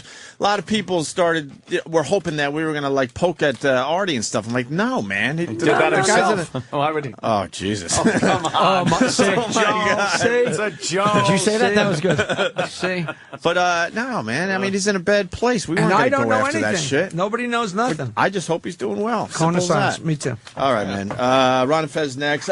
Stay tuned, though. The We Deliver Keggers bit. Okay. E-Rock says it's amazingly Nice. brutal and funny at the same time. Jackie, thank you. Thank you. Life in corporate America can be a grind. All they do is they remove the humor from everything. And you don't want to worry about your behavior around the office becoming a problem. I'm standing here with this erection feeling silly. You're gonna need some sound advice Talk less and suck more. from a qualified professional. I'm a stand-up comic who hates his own guts. New from the HIV Corporation. It's the Jim Norton Sensitivity Handbook. Sensitivity training. Maybe you could send someone from Human Resources in, and they can tickle my bag a little. I can go, ooh, very sensitive area, and then they can leave. Jim will help you construct a business plan. Greed is good. He'll guide you through the hiring process. Hire all fat chicks if you don't want them harassed. He's also a whiz at customer relations. Here's what you do, stupid. When they complain, you go, click. You take the phone, click. Ladies will also enjoy Jim's wardrobe recommendations. You send them to training to not have those big tits showing during the workday. Jim is also an experienced marriage counselor. How could you marry a chick that won't drink out of your mule? And he can help mend even the most fractured of family relationships. I killed my wife with a hammer. And he'll also assist with time management. 1:30, Human Resources attempts to talk about sensitivity training. 1:35, they're wiping saliva that Jim Norton has spit on them off of themselves as he walks outdoor. End of meeting. Call 1-800-LOG-DROP for the Jim Norton Sensitivity Handbook. Order today.